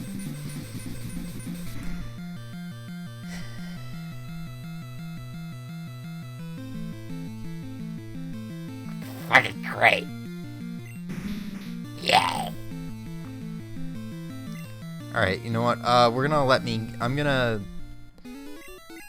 I want to see what Sharpen is. That's definitely a game over. We're gonna have to redo the randomizer ball, but...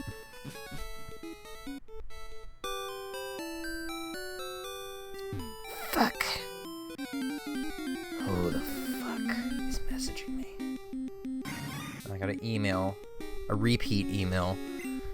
Yeah, we would have been so screwed getting into this grass with Weeping Bells. Attack Rose. Great. Be right back. Again. I'm not even gonna bother turning my mic off this time. You're just gonna hear fucking mouse clicks. Oh my god. This... We had so much potential and then Alakazam fucked our day up. Load settings. I could change the rando settings to make it a bit easier, but I think this is pretty close to what I had for my settings for the original Let's Play, and I want to keep it as close to the original as possible.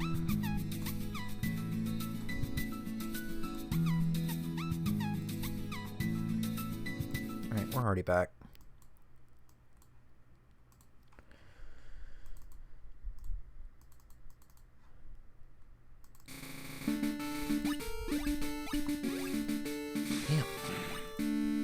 I don't think I had any game overs.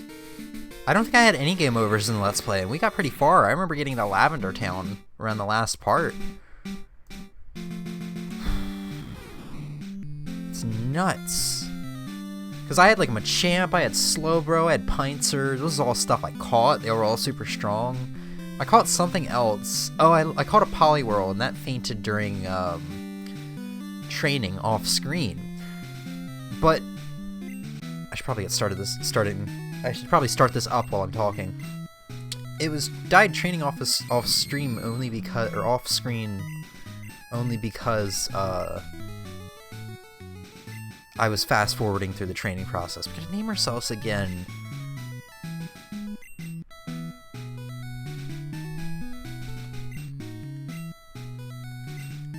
Well, I would name myself Dookie, but I don't want anybody to think I'm like trying to rip off Dookie Shed or something like that. I was just thinking Dookie is in taking a hot, steaming pile of Duke. I hope Duke sounds like something that could be a racial slur. I hope that's not a racial slur. If it is, I don't know jack shit. I don't mean it. I'm sorry. I genuinely don't know jack shit. So I mean, just keep that in mind when watching my streams.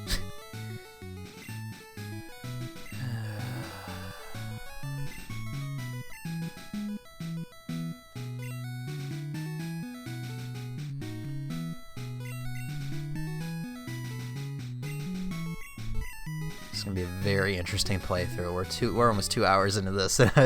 We're starting the game over again. Like I said, we're gonna keep doing this till we beat it. This is the way of the Nuzlocke. I've never beaten a Randomizer Nuzlocke before. We're gonna keep on going on. Motherfucking hi, Mom. I haven't spoken to her once.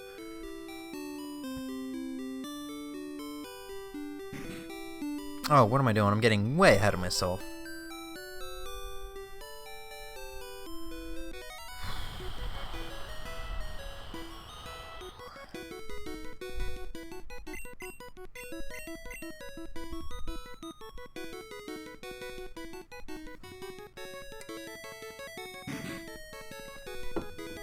I'm gonna have to go refill my water soon.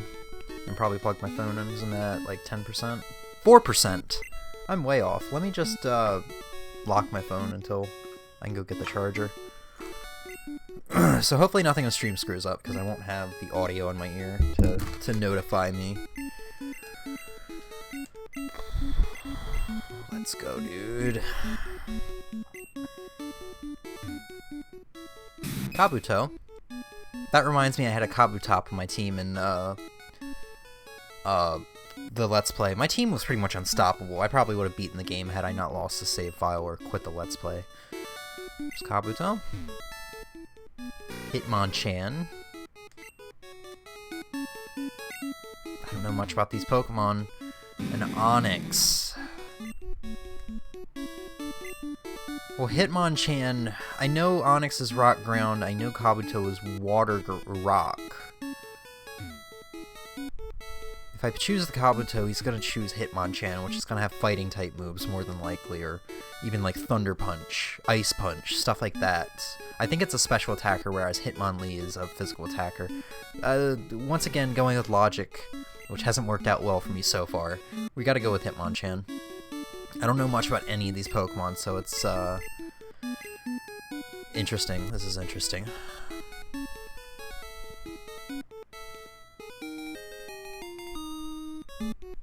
So he got the Onix. Let's see what our Hitmonchan knows. Will we make it past this first fight?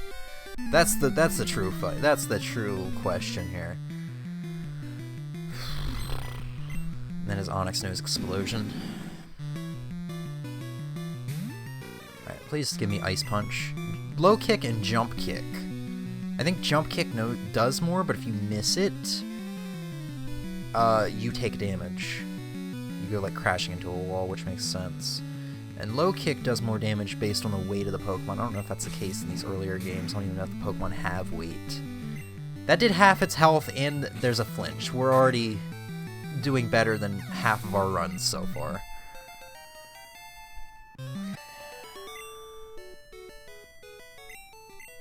Jesus Christo.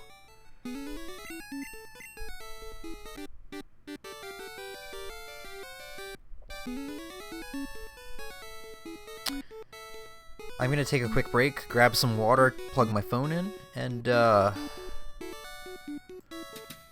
Jesus, yeah, when we come back, we'll continue playing. I just need a little break after what we've been through. Be right back in maybe 3-4 minutes. Won't be long.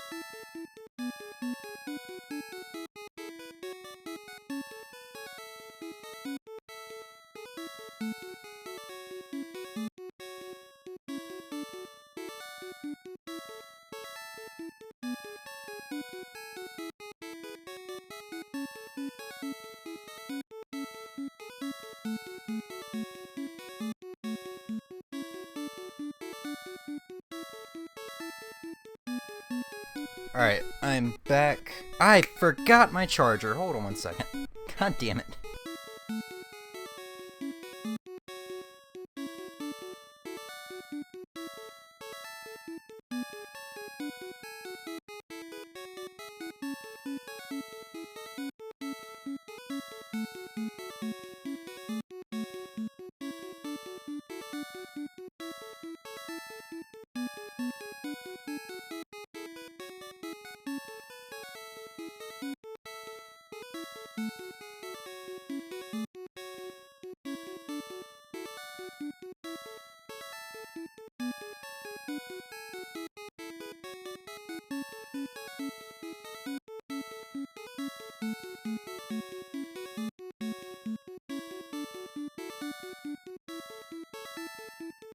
Alright, now I should be back and good to go. Sorry about that.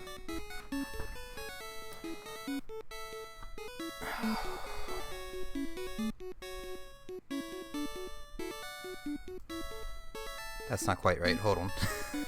That's right.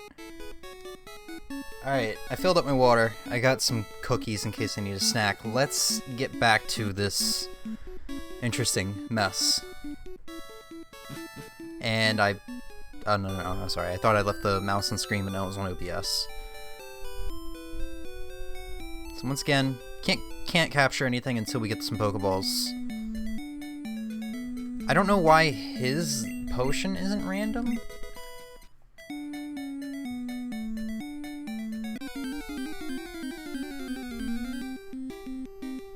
Arcanine.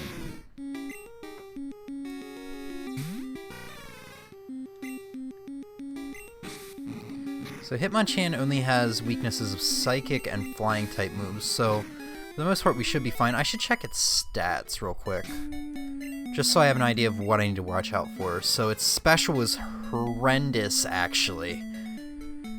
Its attack is amazing. Its defense is pretty good. Well, it's actually really good considering its level. Sorry, I'm going to pop a cookie in my mouth here.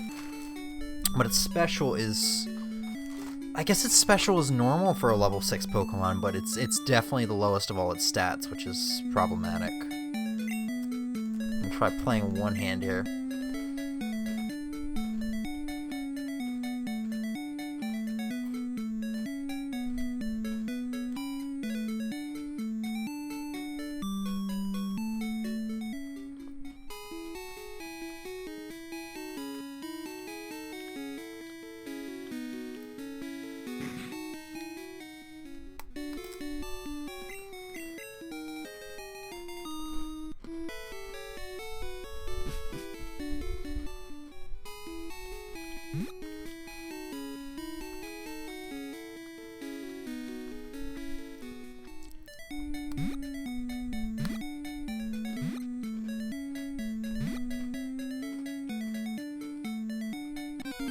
Shit.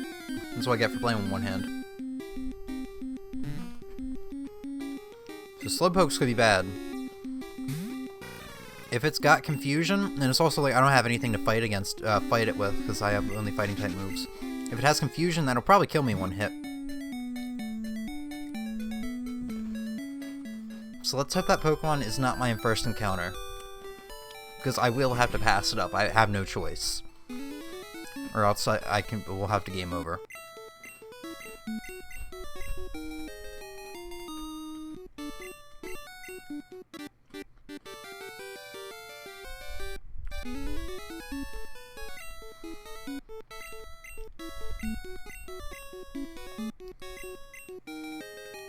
I gotta remember to grab the town map this time. Not that I forgot it last time. Two out of our 4 attempts, though, I haven't even had a chance to get it because of game over on Quintus.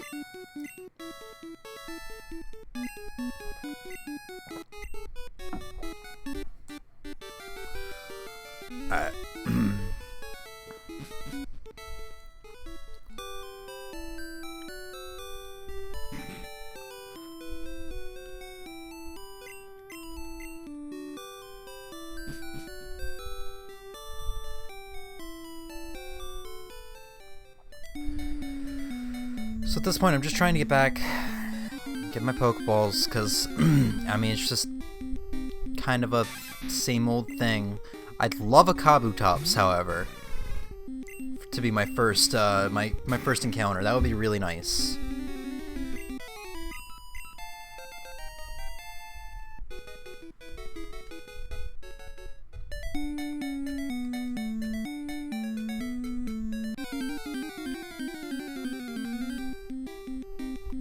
Chansey would be a nice defensive wall. Chansey would be nice for catching Pokemon. However, I think Chansey is going to be very good for experience right now.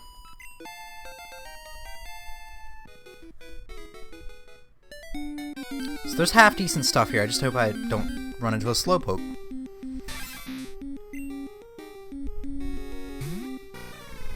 But it also looks like I'll be able to grind rather easily here.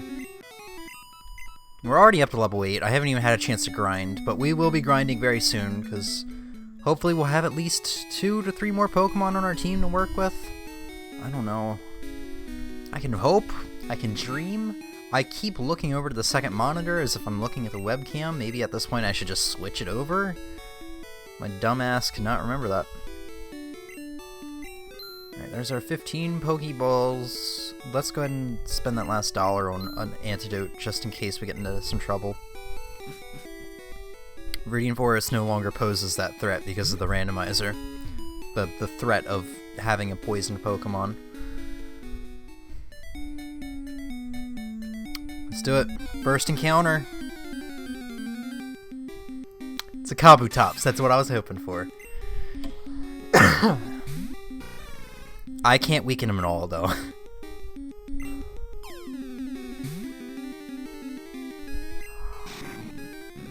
So, from what I understand with Pokemon, if Pokemon have such a low catch rate, you actually have to either lower their health or inflict a status ailment on them, or both.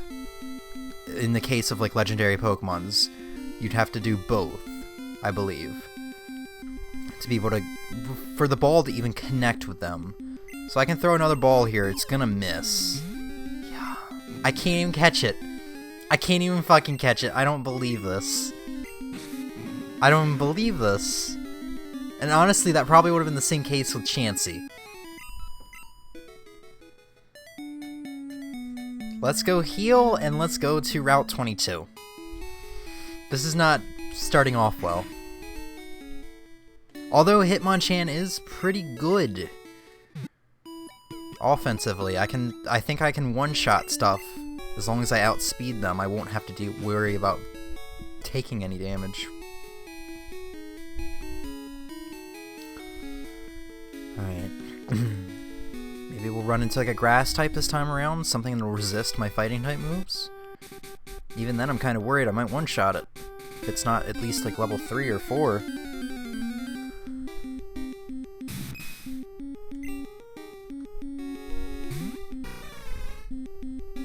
What? Why? Can my ball at least connect with this one? Why?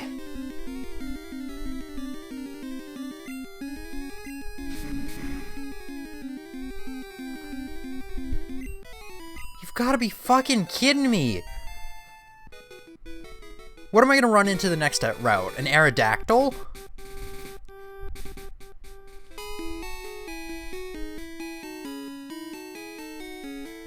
At this point, I might as well just do a starter Pokemon only run. A starter Pokemon only Randomizer Nuzlocke run. Might as well just stop worrying about the other Pokemon and focus entirely on my starter. Level him up to level 20 before we get to Brock. Get to Misty with a level 30 Pokemon. Get to the Elite Four with a level 80 Pokemon. There's a Ninetales! What are the chances that I'll be able to catch it? What are the chances that it's gonna kill me? And I'm trapped in Fire Spin now, so, this is bad. This is really bad, dude.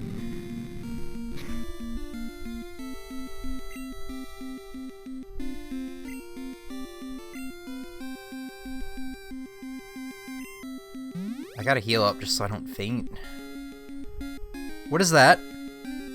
Oh, it's Skull Bash. Okay. See if a low kick won't kill it. Low kick did not kill it. My defense is half decent. Alright, and that was a crit, so that's good. I just have to not get caught up in a Fire Spin again. It's gonna be Magmar all over again. It's Magmar all over again, dude.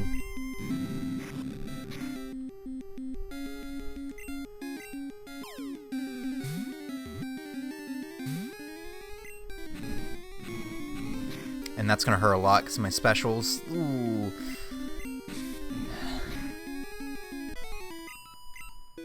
Son of a bitch!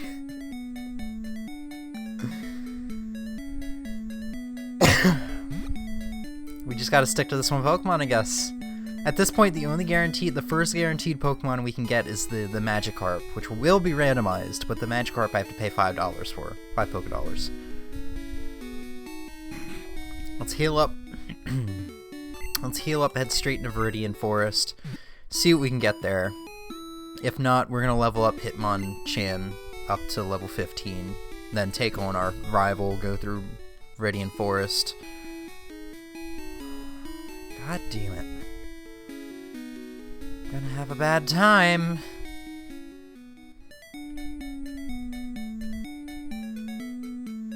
Don't get me wrong, I'm having a lot of fun though. This is very fun, it's just I wish I could get past Pewter City. Ooh, that's dangerous. That's dangerous stuff. It might know Confusion, or even worse, Psychic.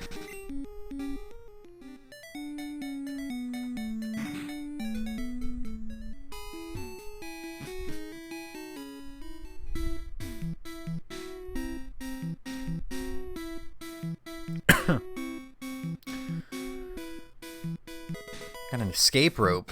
Oh, I just realized we don't have that fresh water anymore because that was on our last file. Or that was on our second file. That's a shame, we can't sequence break the game anymore. What do we got? This is potentially good, but extremely dangerous.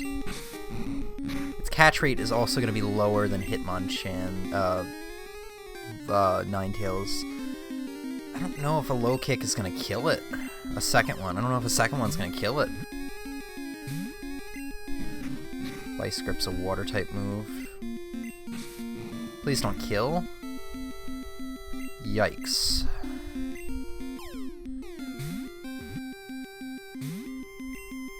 Crab Hammer?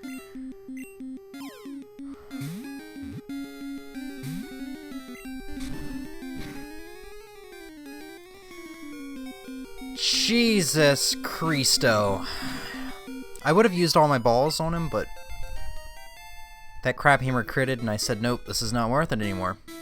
God damn it. So we're definitely going to Pewter Gym once again with one Pokemon. Not having the best of luck right now. Oh, did I even check this shrub? I don't think I did. It's a nugget. Hey, we can buy a bunch of potions and Pokeballs now. Jesus Christ. I would be happy if we just get to Rocky Tunnel at this point. Or Rock Tunnel. I can't remember if it's Rocky Tunnel or Rock Tunnel. So, question now is, where's the best place to grind? I think it's Route 1. I think Route 1's probably the best place to grind. I'll worry about selling that nugget and buying some stuff at a later point.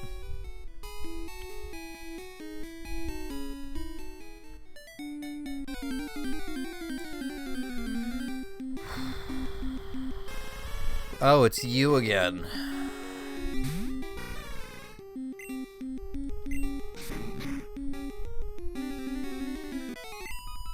Alright, so level 16. We're gonna do level 16 at a minimum. Hitmonchan does not evolve, by the way.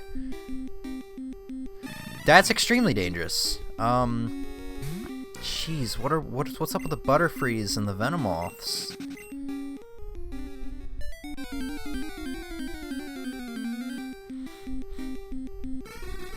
What's up with the Psychic types?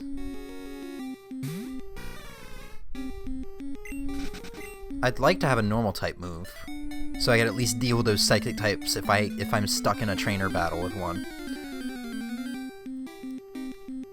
Ditto. So what does it know in this game, I wonder? Oh right, it's normal type. Not like we're gonna find out. Oh, I give so little experience too. There we go. There's our experience sponge that we need. Squeeze the experience right out of it. There we go.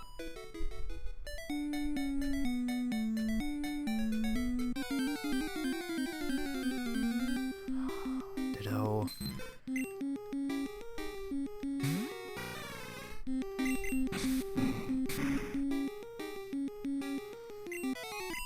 I mean, I'm at a good level to go fight our rival, but I'm so afraid he's gonna have a level 9 Pokemon that just knows Explode again. Tentacool it was that knew Explode.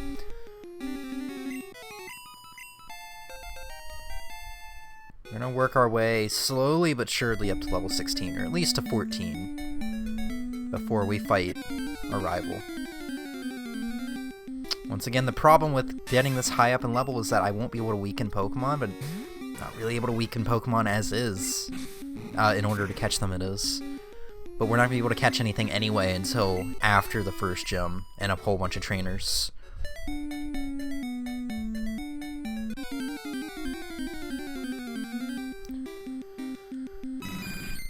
Okay.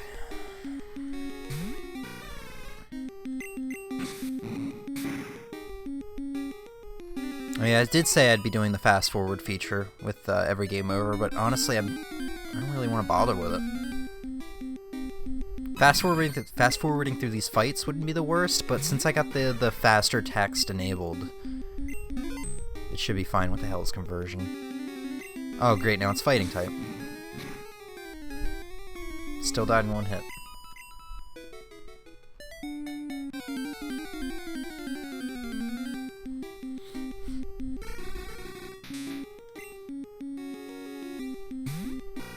There's that grouper.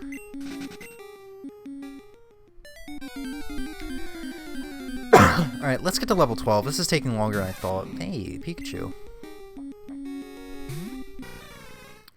Let's get to level 12, then we'll do our rival battle, and then we'll continue grinding as we get into the Viridian Forest.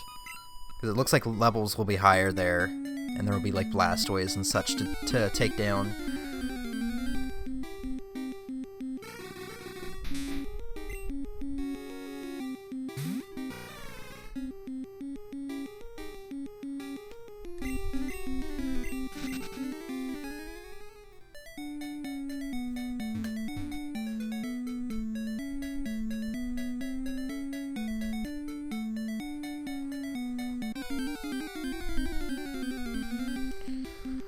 Okay.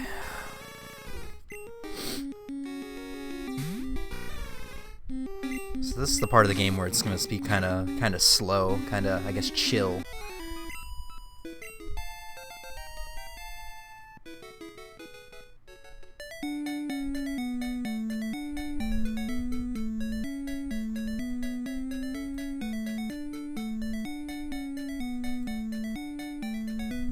Okay, I'm sorry, I got a bit distracted.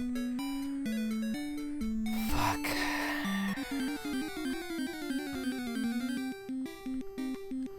Are we at level 12 yet? I think we leveled up, right?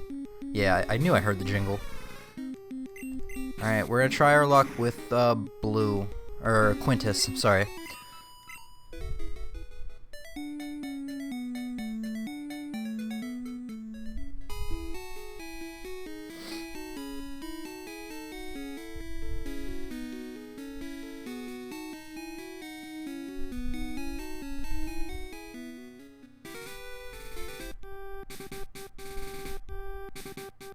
I'm not even gonna bother healing.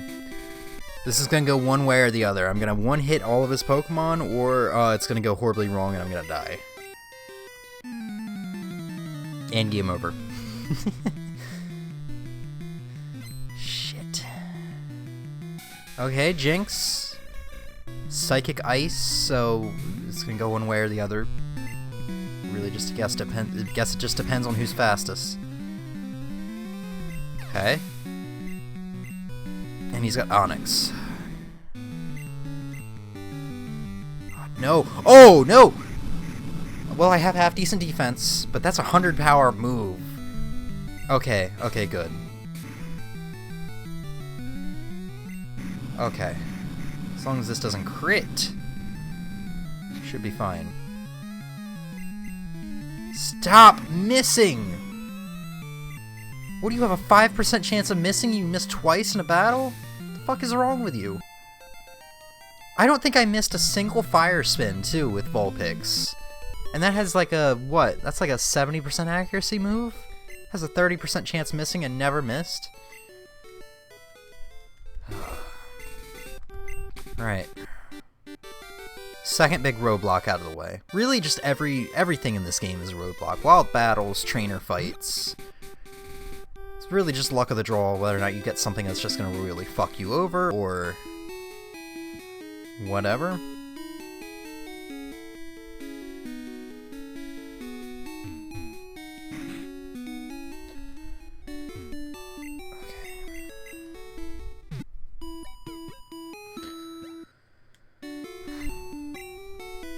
So we're up to level 13.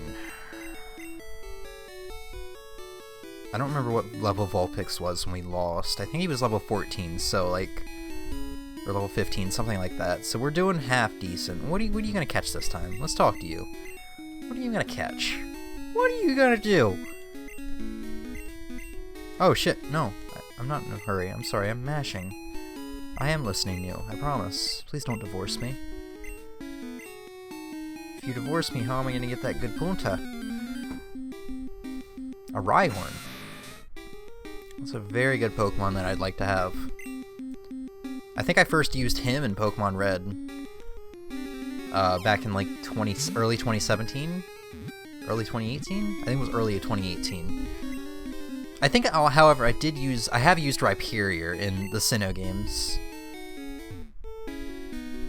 I think the Sinnoh games is really where I experimented with, or the 4th generation games, including the Gen 2 remakes as well. I think those games are really where I experimented with the new evolutions that were added, like Licky Licky,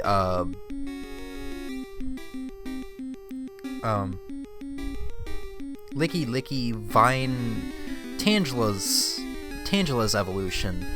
There's Magmortar, Electrovir, Rhyperior, Magnemite's final evolution. I can't remember the name of that now. It's really where I started experimenting with those Pokemon. I think I had a Licky Licky in my Let's Play too, or at least I had an opportunity to catch one and I think I failed it. I don't remember. In preparation for this game, I did go back and watch like the first 3 parts of that Let's Play. It was rough, but I did it. And I got through throw the fuck back. It was interesting. Alright, we're only taking one way through the forest this time. Gonna get everything in one go. We're not gonna backtrack. Unless we take some serious damage or whatever. Grimer's gonna be hard to deal with. As long as it doesn't know Psychic or anything crazy like that, we should be in half decent shape.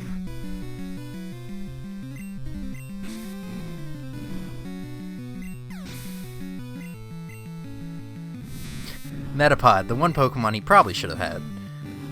Watch it, it doesn't know Harden though, it knows Aurora Beam.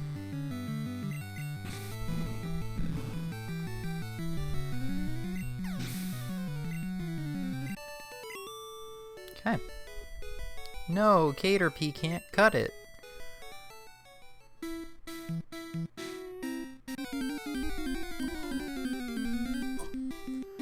Ivysaur.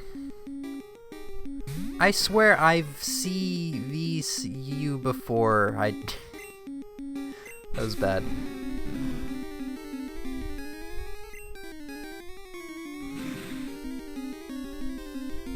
That's gonna hurt a little bit. Probably should have ran away from this, but I mean, it's an Ivysaur. He's gonna be a decent bit of experience. Oh, my fucking ankles are itching for days. I don't know why.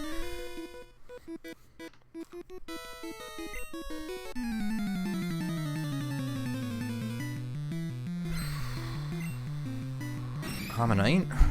Well, at this point, we're gonna just see all the fossil Pokemon. Put your hands on your hips like you just don't fucking care. That's one sassy Ammonite. Our attack, oh man, our stats are starting to look really good. Aside from that special stat, for level 14 Pokemon, our stats are really looking good. Like I said, if we can just, we have a high attack stat, so if we can just one-shot everything, we're gonna be in good shape. However, this douchebag is gonna be a problem.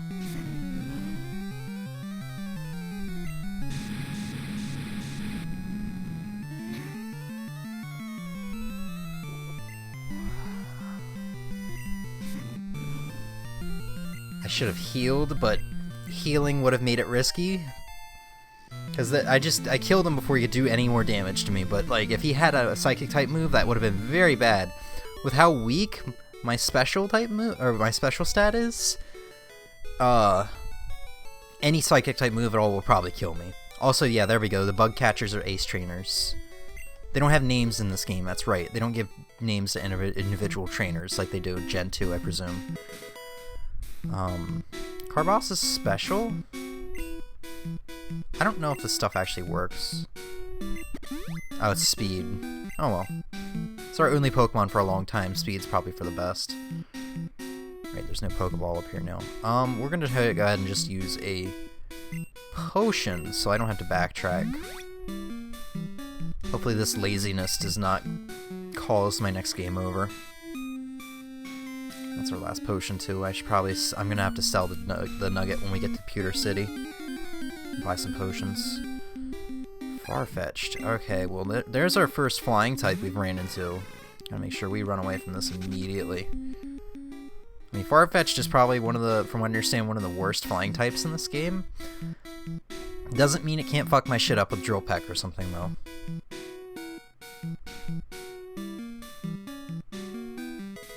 There's a rare candy. We're gonna save that for as long as possible. Another Blastoise.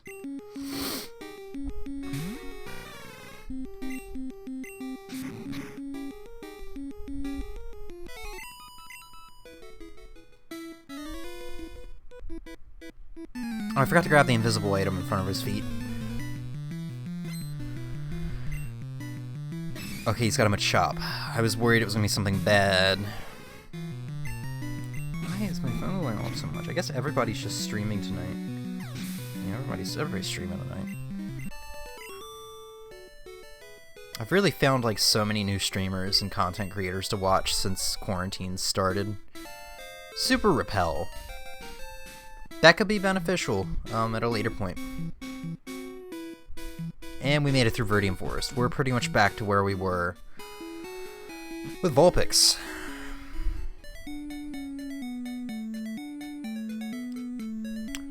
go ahead and heal. And there's literally nothing else to do. Well, we'll grab some potions. And let's just hope that Brock's gym member, I guess. I don't know what to call him. Let's just hope that dude that's working in Brock's gym does not have a psychic type this time around. He always has the psychic types.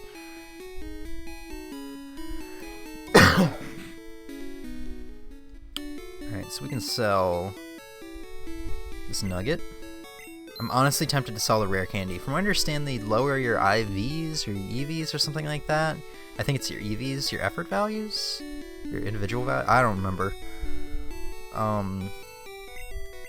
We'll keep it. I think that stuff's only important for competitive. I can't remember. I never got into the competitive scene of Pokemon, so I never learned about, like, EVs and IVs and stuff like that. Alright, there's 10 potions. Stock back up on these Pokeballs. And just leave some stuff in case we need it. Some money. Jesus Christ. I wonder if his name gets randomized on the sign. Leader Brock does not.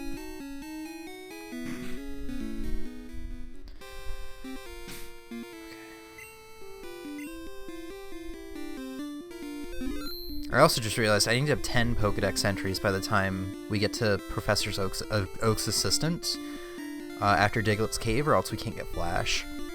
I think at that point it's fine to just catch random Pokemon as long as you release them, just so you can get that, because literally at that point you're stuck. You can't do anything unless you have Pokemon that can evolve a couple more times. Please be gentle. I don't even want to look what he's got. I don't even want to look at what he's got.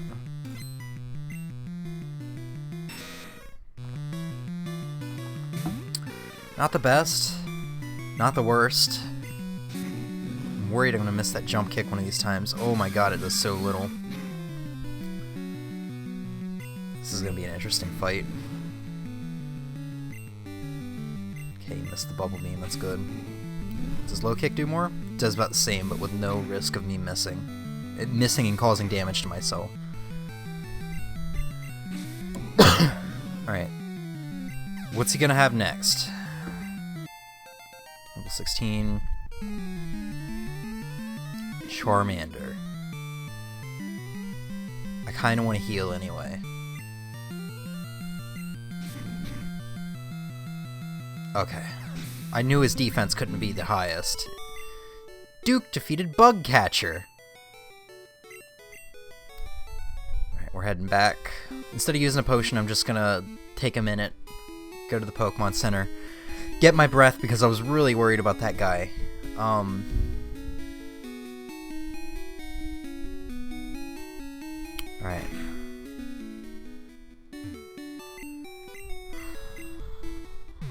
This is it. This is the furthest we've made.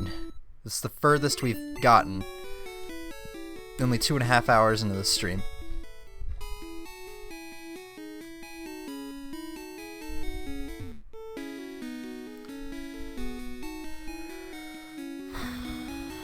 Okay. Alright, Brock. What are you gonna throw at me? I can't remember what he has in this game. I know in Yellow he has one Geodude and one Onix. Like, the Geodude's level 9 and the Onix is level 11, I think. I think in this game he has 2 Geodudes and an Onix.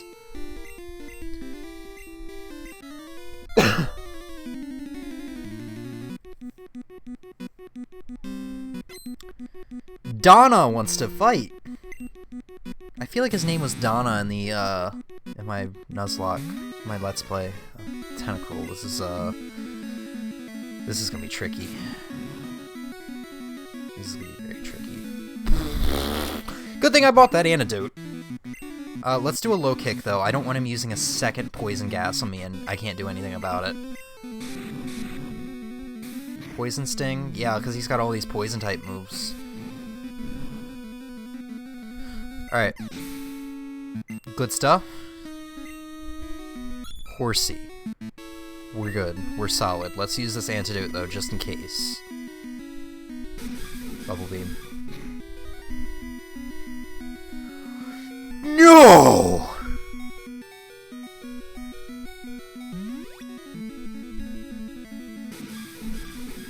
Please don't crit again. Please don't crit again. Please don't crit again. I'm in an infinite loop, I think. Because Bubble Beam does 20 damage. The horsey ended this, of all things!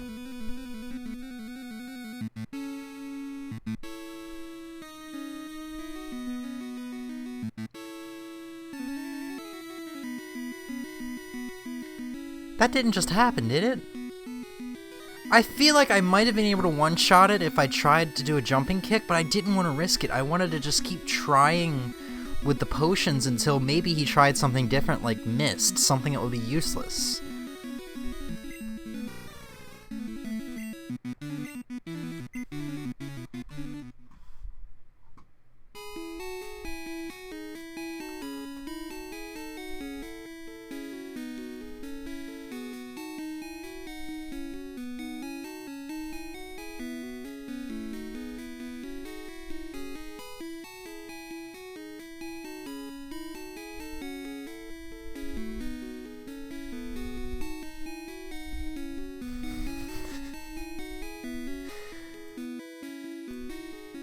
We'll be right back.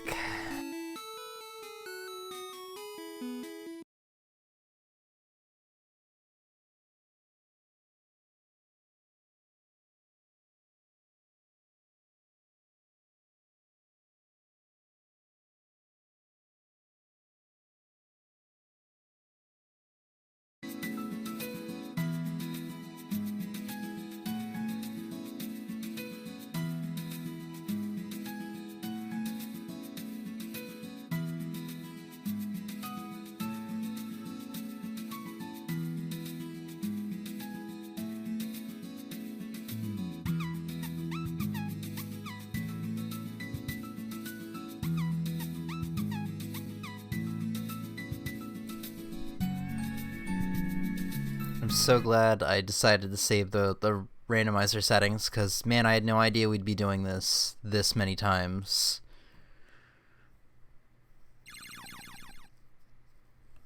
Okay. Let's jump back into it. What am I gonna name myself this time? I need to start thinking about that now.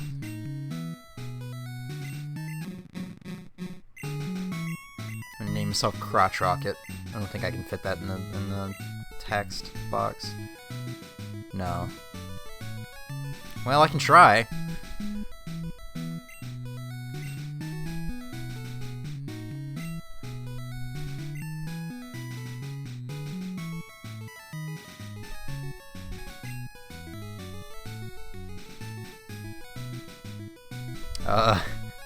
I'm really trying. CRT, CRKT, Crotch Rocket. Sure. Watch this be the one we don't game over on. You know, Quintus, you know what? I'm gonna tell him your name is in all caps against your will. No, you don't like it, and I don't like you, because you've ended 2 of my runs now. And then the other 2 of my runs have been ended in Pewter City's gym. So, okay, now we're figuring out the big roadblocks. The gyms aren't scary in the main game, or in the vanilla game, because the gyms have, even the gym leaders, the gyms and the gym leaders have, I wouldn't say weak Pokemon, but they're all the same type, generally, so you don't have to worry about anything unexpected, as long as you know your type matches.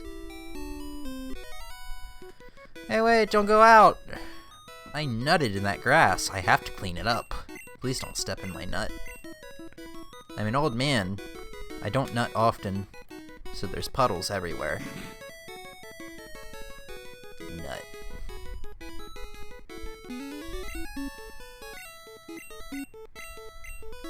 Crotch Rocket.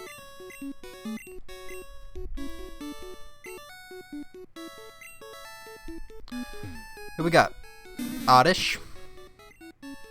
He's just weed. Fucking Onyx again.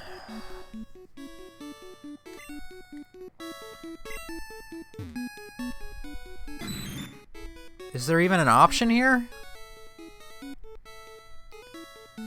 Because see, here's my thought process. I think he's going to choose Oddish if I choose this Pokemon. But here's my thought process. If I choose the other two, I'm going to be royally screwed. Because when we get to the grass, it's going to be Pokemon like Blastoise and Charizard, Pokemon that are already fully evolved. Sending an Oddish or an Onix out against that, even if I am a couple levels ahead, is going to be rough. Have to do Amistar. It's not really much of a choice. I think we're going to lose to Quintus here. I think we're going to take game over number 5. It's just the beginning of this game that's rough. If I can catch some Mons, we should be fine. If I can have at least a team full of 3, we should be fine. It's just that's the problem. That's what's making this so much harder than it is. I've never had this much trouble with a Nuzlocke, and it's crazy. Sharpen, Bubble Beam, and Skull Bash. It's literally, what Pokemon did we have? I don't even remember what Pokemon we had that had Sharpen and Skull Bash. It's literally just that Pokemon all over again. Let's hope this Pokemon doesn't know Petal Dance or something. Let's hope we don't get, let's hope we don't get poisoned either.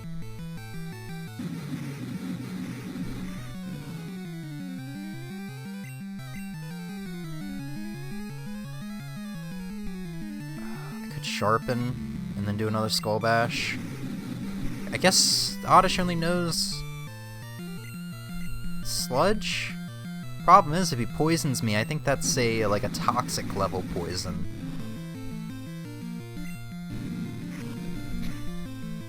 I don't know how I won that. I was expecting to be obliterated by like Petal Dance or something. Alright.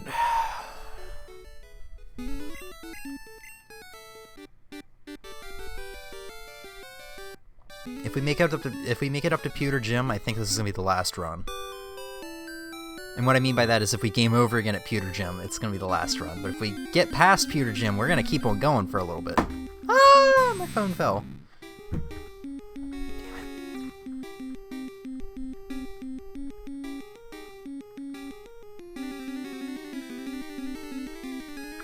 Sorry about that. Okay. So we don't have good moves. That's the thing. We have moves that take 2 turns, and then we have a water-type move, which doesn't affect some Pokemon. Like Tentacruel. Well, it does affect them, but it's not very effective. So we're not starting off well. We absolutely need to catch at least one more Pokemon to be in half-decent shape.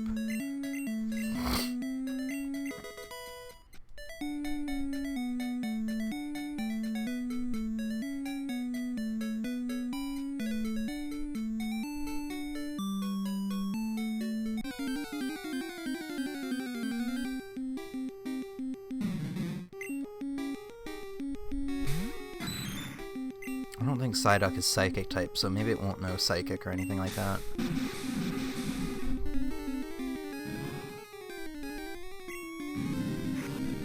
Amistar does not have the best defense. I thought it would have better defense than this. Alright, so that does 5 damage. Let's see if we can kill it with a Bubble Beam. Jesus Christ. I just had my window open and there was a gunshot and scared the hell out of me. It's midnight, by the way. Have I said I live in a redneck area yet? Because it sucks.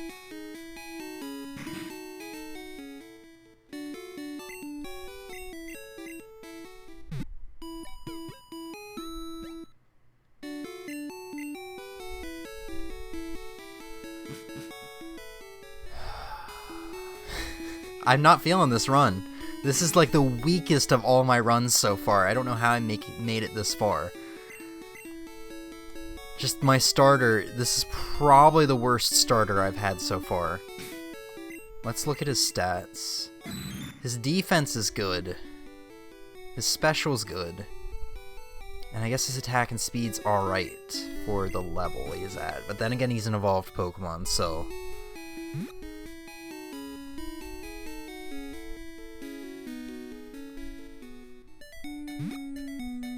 So there's one thing I could be doing here.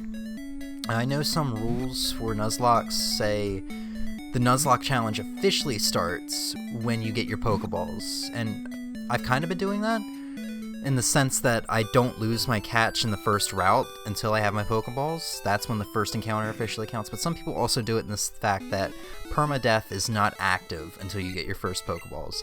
However, I like to have permadeath on the whole time because it's kind of like Fire Emblem. You know, it's not something that starts at a certain point. If you lose someone on a tutorial, I guess, on like the prologue, they're gone.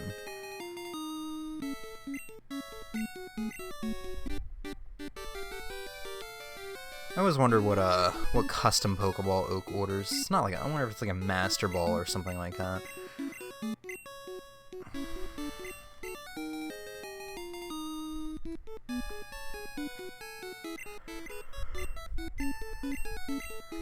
Ugh, come on. Should I even bother grabbing the map? I don't think I'm gonna bother grabbing the map. I'm pretty sure this is gonna be a game over. I'm gonna be beyond shocked if we make it past Pewter City. I'd have to get like a good Pokemon or two on these routes, and so far from what I've seen from the Pokemon I've encountered on Route 1, it's not looking like we're gonna get the greatest thing. Fearow wouldn't be the worst though.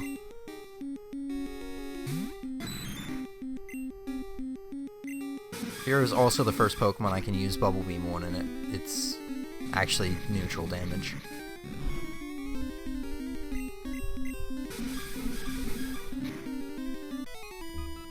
Oh, fuck. Alright, we're finally level 7 at least. Amistar is growing a lot slower than the others. Or maybe it's just because I'm kind of sick of doing Route 1 again, over and over again. Maybe that's why it seems like that to me.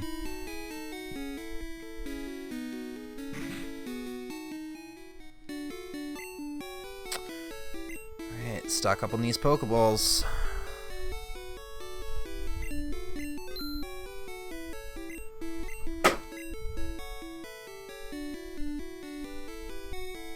What the fuck fell?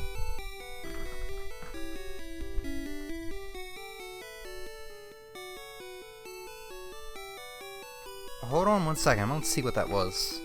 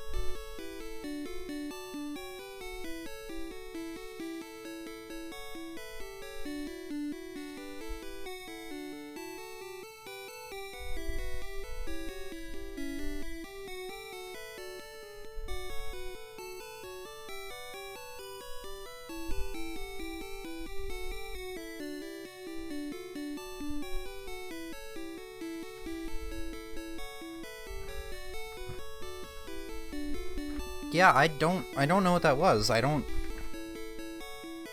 see anything that fell.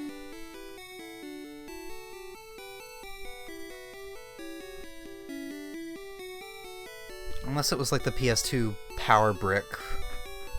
That's behind all my consoles and stuff. Okay. That was a little weird. Alright, where were we? Did I just buy potions? Was that it? Or, Pokeballs? I did. Alright, let's go try for our first 3 catches. Again. Well, first 4. I guess we'll run to Viridian Forest and try, because we're probably going to fail all of them again. Haven't been having the best of luck. What do we got? Fearow. That's a good start. I think I can catch this. I can't remember if it survived a bubble beam. I think it did. But it's not going to this time, because fuck me. That's about how I expected that to go.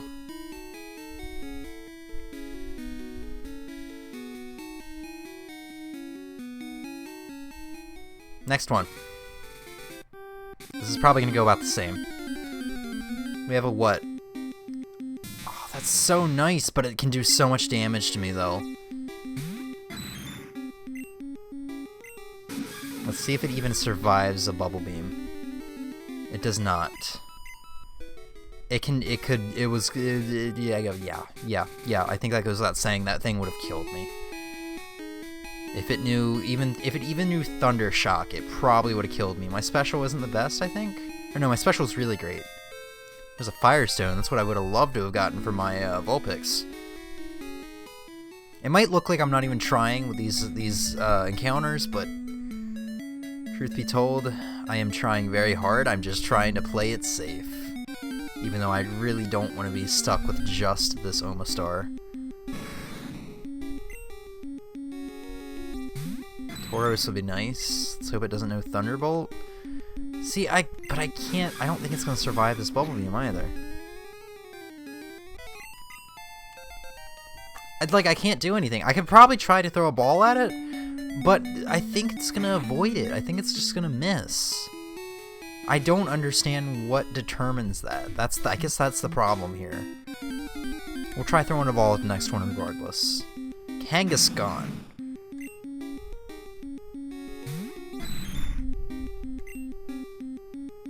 This has got to be a defensive Pokemon. It's got to be able to take a Skull Bash. Please take a Skull Bash. Okay. This is the Pokemon you find in Safari Zone, so I imagine we're not going to be able to catch it easily.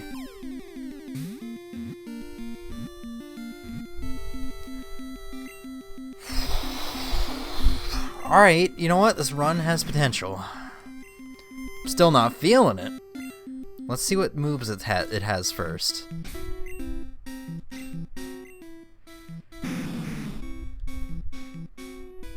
Swift and Vice Grip. So it has a water type and a normal type move. That's not the best. I mean, Swift has a high chance of critical hitting. So we have these two Pokemon to get to the Pewter Gym and the route after that with. We basically need these two Pokemon to get essentially to the Rocky Tunnel. I'm gonna call it Rocky Tunnel because that rolls off the tongue better, and I think that actually might be it.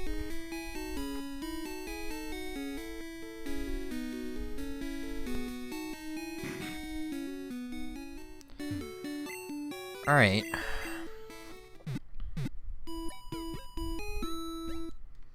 I'm half tempted to call it now because I'm not feeling this run, and I feel like it's gonna make me a bit more reckless. Because I'm half tempted to just go straight and fight Blue now. Or, I mean Quintus. We'll do a little bit of grinding, I guess. I'm not feeling this run, dude. I'm in the worst shape I've been in. Out of all my runs. Like, even the two runs where I've died on the first, or game overed on the first Quintus battle. Even on those, I was feeling pretty good about the starter we had.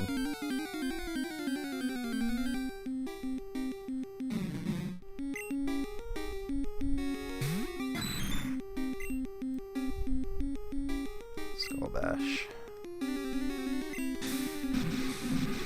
Luckily, these routes don't seem to be the worst for grinding in, because I seem to be resistant to most of the Pokemon here. It's not like before. Or at least for Route 1. It's not like before where I would at least run into one thing that could potentially knock my ass out. So the encounters are kinder, I guess.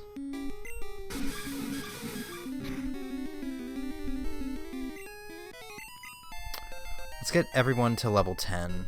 Well, I don't know about a Kangaskhan.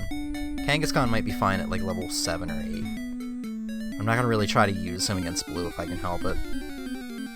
Well, except for Oddish. I would try to use it against Oddish. I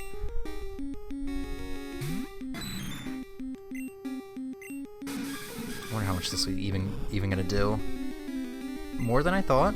That was a critical hit, though.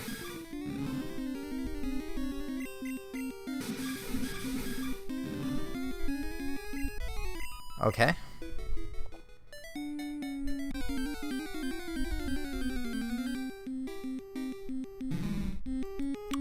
Oh god, don't shoot!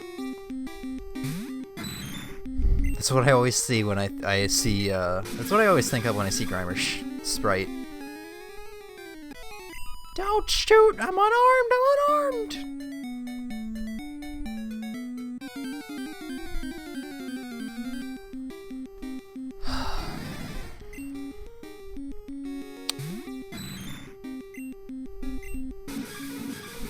I'm thinking we're gonna do the blue fight and stop it here, because this game has drained me. I would have liked to have gone longer with this stream, but and I would have gone longer with this stream had we not had so many game overs. But Jesus, this is not. It's not the best. I still don't think this run's gonna go anywhere. But like I said, we're gonna grind up Kangaskhan up a little ways, at least to like level 7 or 8. We'll do the Quintus fight, and then we will probably call it before we start the Viridian Forest. Alright, so you know what, the water-type move's gonna help in this grass, at least for some of them on. Like this. Oh no wait, Vice Grip's not a water-type move. I keep thinking it is because Krabby, or Kingler, more accurately, usually has it.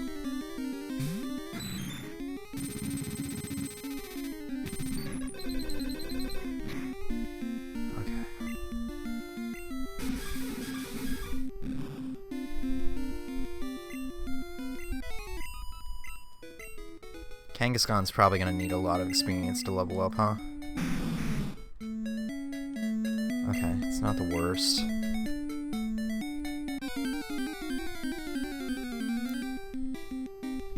Oh, there's a fucking gloom in this grass.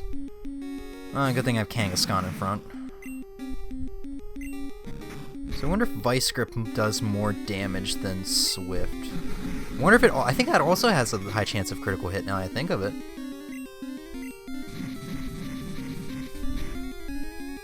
I don't know.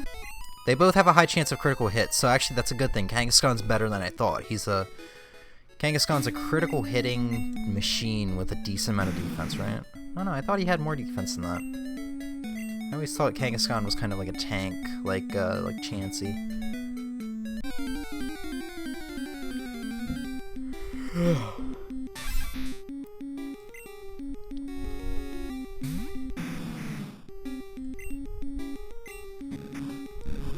Why did I try to do that against Kabuto? Hey, that's not the worst.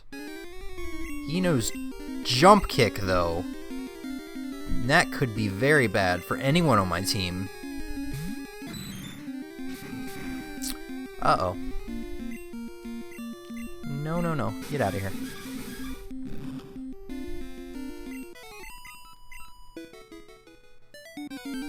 Okay.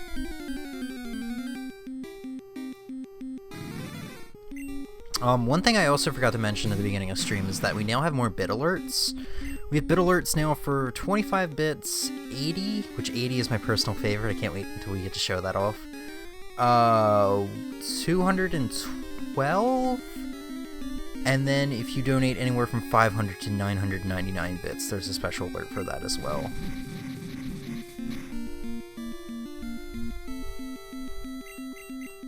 So, and they're all pretty good. I like them a lot.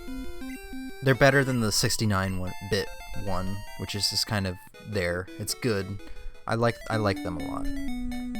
I put a lot of work into them last night, a couple hours worth.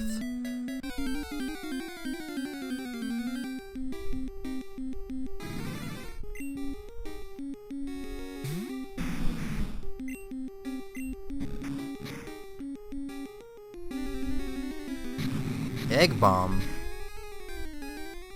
This move I always forget exists. I guess Chansey is like the only one who can learn it though. Okay.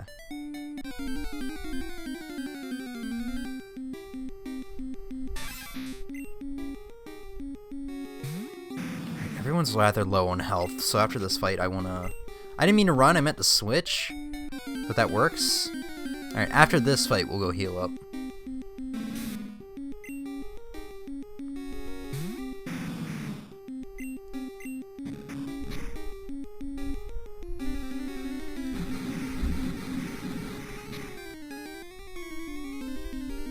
Oh no, there's a poison. We have a potion though, so we should be able to make it back to the center. And we gotta level up. So we have 14 HP. 13, 12, 11, 10, 9, 8. Set, we're good.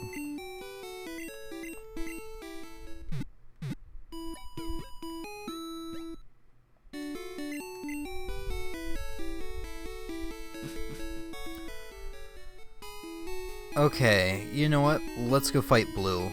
We're gonna put Omastar in the front, and Kangaskhan will be for the Oddish.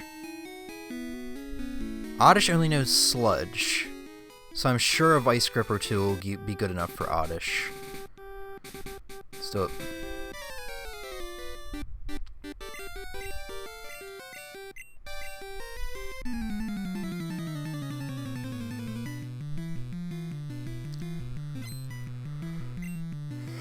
Oh god, a Tangela? Oh no, this could be bad if it knows like... Oh, this could be very bad actually. Leech Life. Oh no, that's a bug type move. That's horrible though, uh-oh. We can safely say Omastar's done. Yeah. Fuck. I got lazy with my training and now I'm gonna pay for it. Can we kill it with a Vice Grip? Probably not. That was a crit too.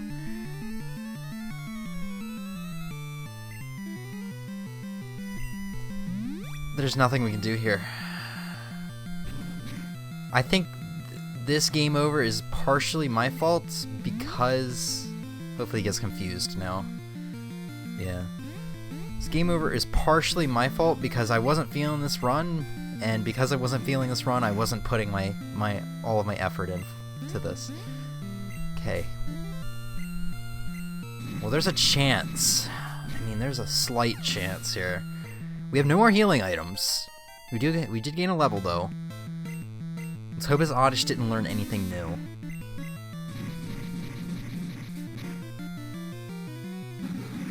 He's got Sludge.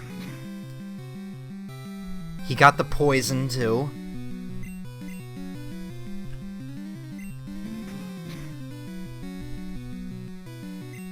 So at this point it's just a matter of, can I make it back to the Pokemon Center with 30 HP?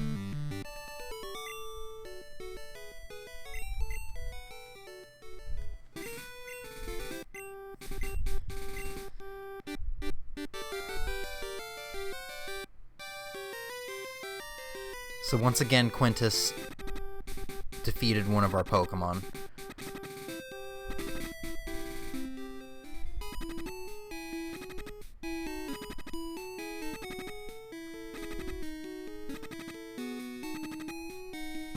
Should be 15 HP, 16.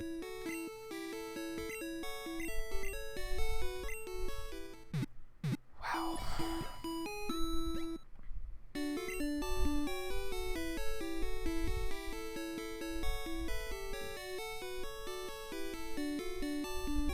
I don't know what to say. I thought that was a dead run. Son of a bitch. All right, so we gotta put. Once again we killed off our starter. But at least we do have Kangaskhan, so the run isn't entirely dead. But I don't think we're gonna be in the best shape with just a Kangaskhan. We can't catch anything until. Once again, we can't catch anything until the route after Pewter City, to the west of Pewter City, that is.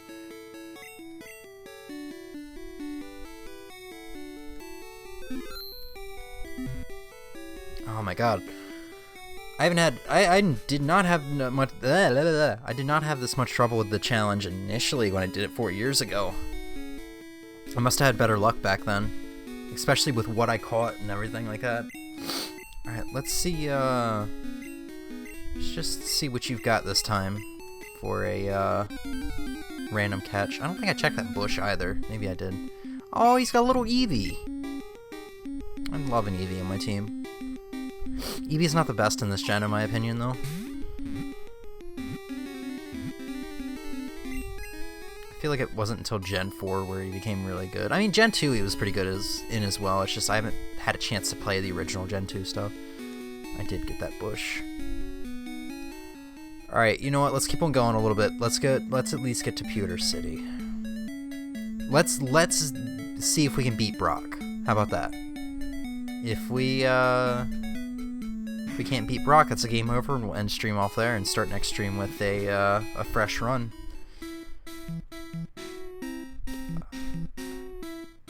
Did I don't think I went up here and got this item. Maybe I did. All these runs are starting to blend together to me now. I probably should do some grinding. Maybe in this forest here would be the best. I don't know what else was in here. I've stopped checking to see what I missed out on.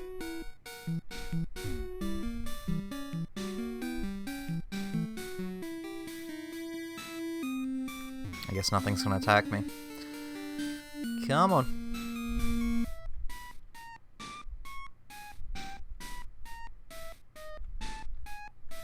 Jesus Christ. Come on. There we go.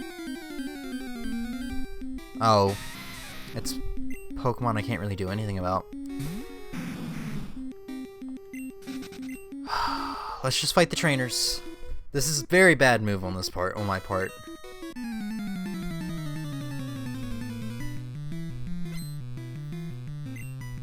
Ghost Rider. Oh fuck, he's gonna Alakazam. I don't remember what my special defense is like. I imagine it's not the best, but I've got good attack.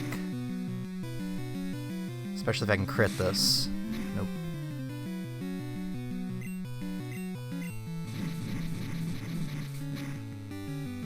Alright. There's a level 10. Yeah, not the best special, but not as bad as it was for Hitmonchan, at least.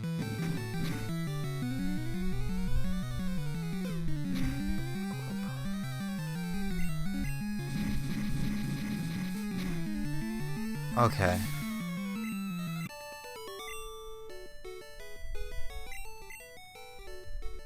I don't have any more potions, so I'm just gonna have to go back to the Pokemon Center after, like, every match.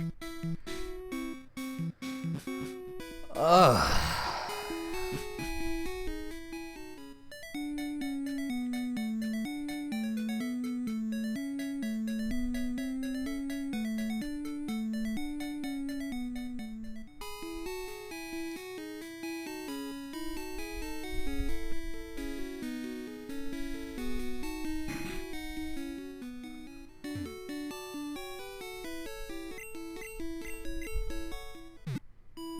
I don't think I have enough money to get any potions. Maybe I have enough money to get one potion. I have enough for 2. Or wait, are they 3 or 200? I think the Pokeballs are 200 and the potions are 300. Oh yeah, they don't sell potions here. That's right. Fuck this Pokemon Center.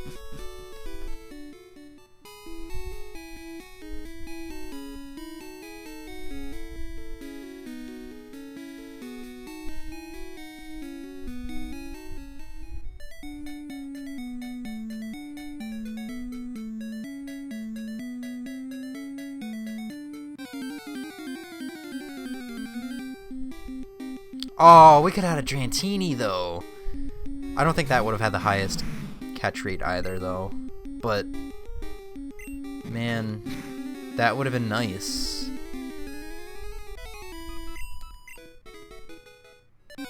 I know I can't remember exactly how it went, but I'm pretty sure in like my original Let's Play of this game, we had a Dratini or a Dragonite or something that just kept looting me over and over. Like, I think 2 episodes in a row we ran into one as our first encounter and failed to catch it. That was like one of the running gags.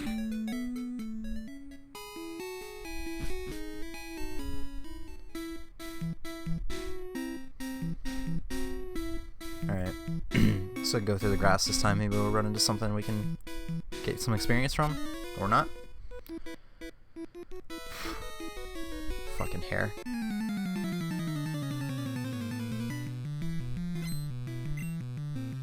Diglett. Diglett, Diglett, Diglett. Shit, pickle. Shit, pickle. Shit, pickle, shit, pickle, shit, pickle.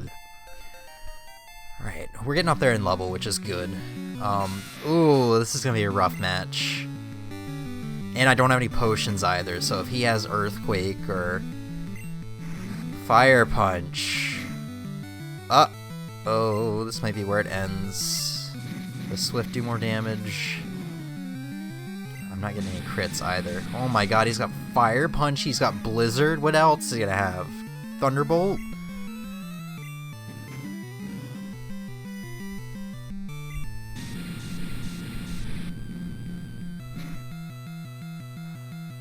If I get frozen, that's gonna be the last straw. Oh, that's the last straw, however. Oh wait, Swift still hits while you're dug underground. I don't know why that's the case. I found that out in my Sand Shrew in my playthrough. But that's Stab. Ooh. I think we'll kill it with this, though. Yeah, so it's really just a matter of what's his next Pokemon. Dugong.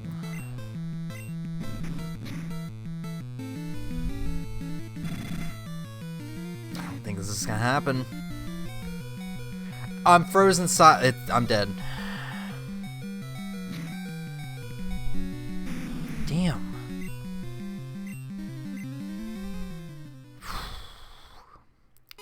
Well, this is going to be a very interesting series, and this is only the beginning, guys. This actually might be the longest playthrough I'm going to have on the channel, even longer than the Monster Hunter playthrough I've started, only 2 parts in, though, but that's going to be a long playthrough. And so is like other playthroughs I have planned, like Skyrim. Oh man, this is gonna be a long one. I can beat this game in about 20 hours, usually 20 hours on the clock. I think it was about 21 hours when I finished Pokemon Blue, my personal cartridge that I got a couple weeks ago. And that was with me taking my time. I grinded up Clefairy and Sandslash. That would probably take up about like 3 hours of my time. But after I did that, I breezed through pretty much everything else in the game. And even then at the end when I saved, I had still spent probably about 2 hours in this Cerulean Cave at the very end. We're not doing Cerulean Cave, we're only just getting to the credits. But yeah, this is just the beginning. We're going to be back with this within the next couple days. I've been playing some games of my own time, I've been really enjoying them. I played Mega Man 8 and beat it the other night and really enjoyed that. I've started a personal playthrough of Ocarina of Time and been enjoying that as well, as I've been wanting to get back to Gitaru Man, and beat that. But yeah, I've just been enjoying some games on my own time. But Jesus, we're gonna get back to this soon. It's definitely gonna be the next playthrough we do. As of right now, the only playthroughs we're doing, or the only stream stuff we're doing, is this game and the Mega Man 2 difficult sessions. We have other things in the back burners, like the New Super Mario Brothers Wii speed runs, and Monster Hunter World and Saints Row playthroughs. They're all in the back burner right now, and we're probably not going to start anything else after this and Mega Man, aside from maybe a Castlevania Sessions, which I've been promising. But yeah, after like this and Mega Man 2 and Castlevania 1, we'll probably be returning to everything else that we have on the back burner. I've been wanting to get back into speedrunning lately, so maybe that'll happen soon. Anyway, that was a hell of a ride. I'm going to go ahead and delete the save file, and we're now at 5 game overs. Next stream we'll be starting attempt number 6. And Jesus, it's going to be interesting. Hopefully I have better luck next time. So, that said, thank you for watching, and have a good one. Bye.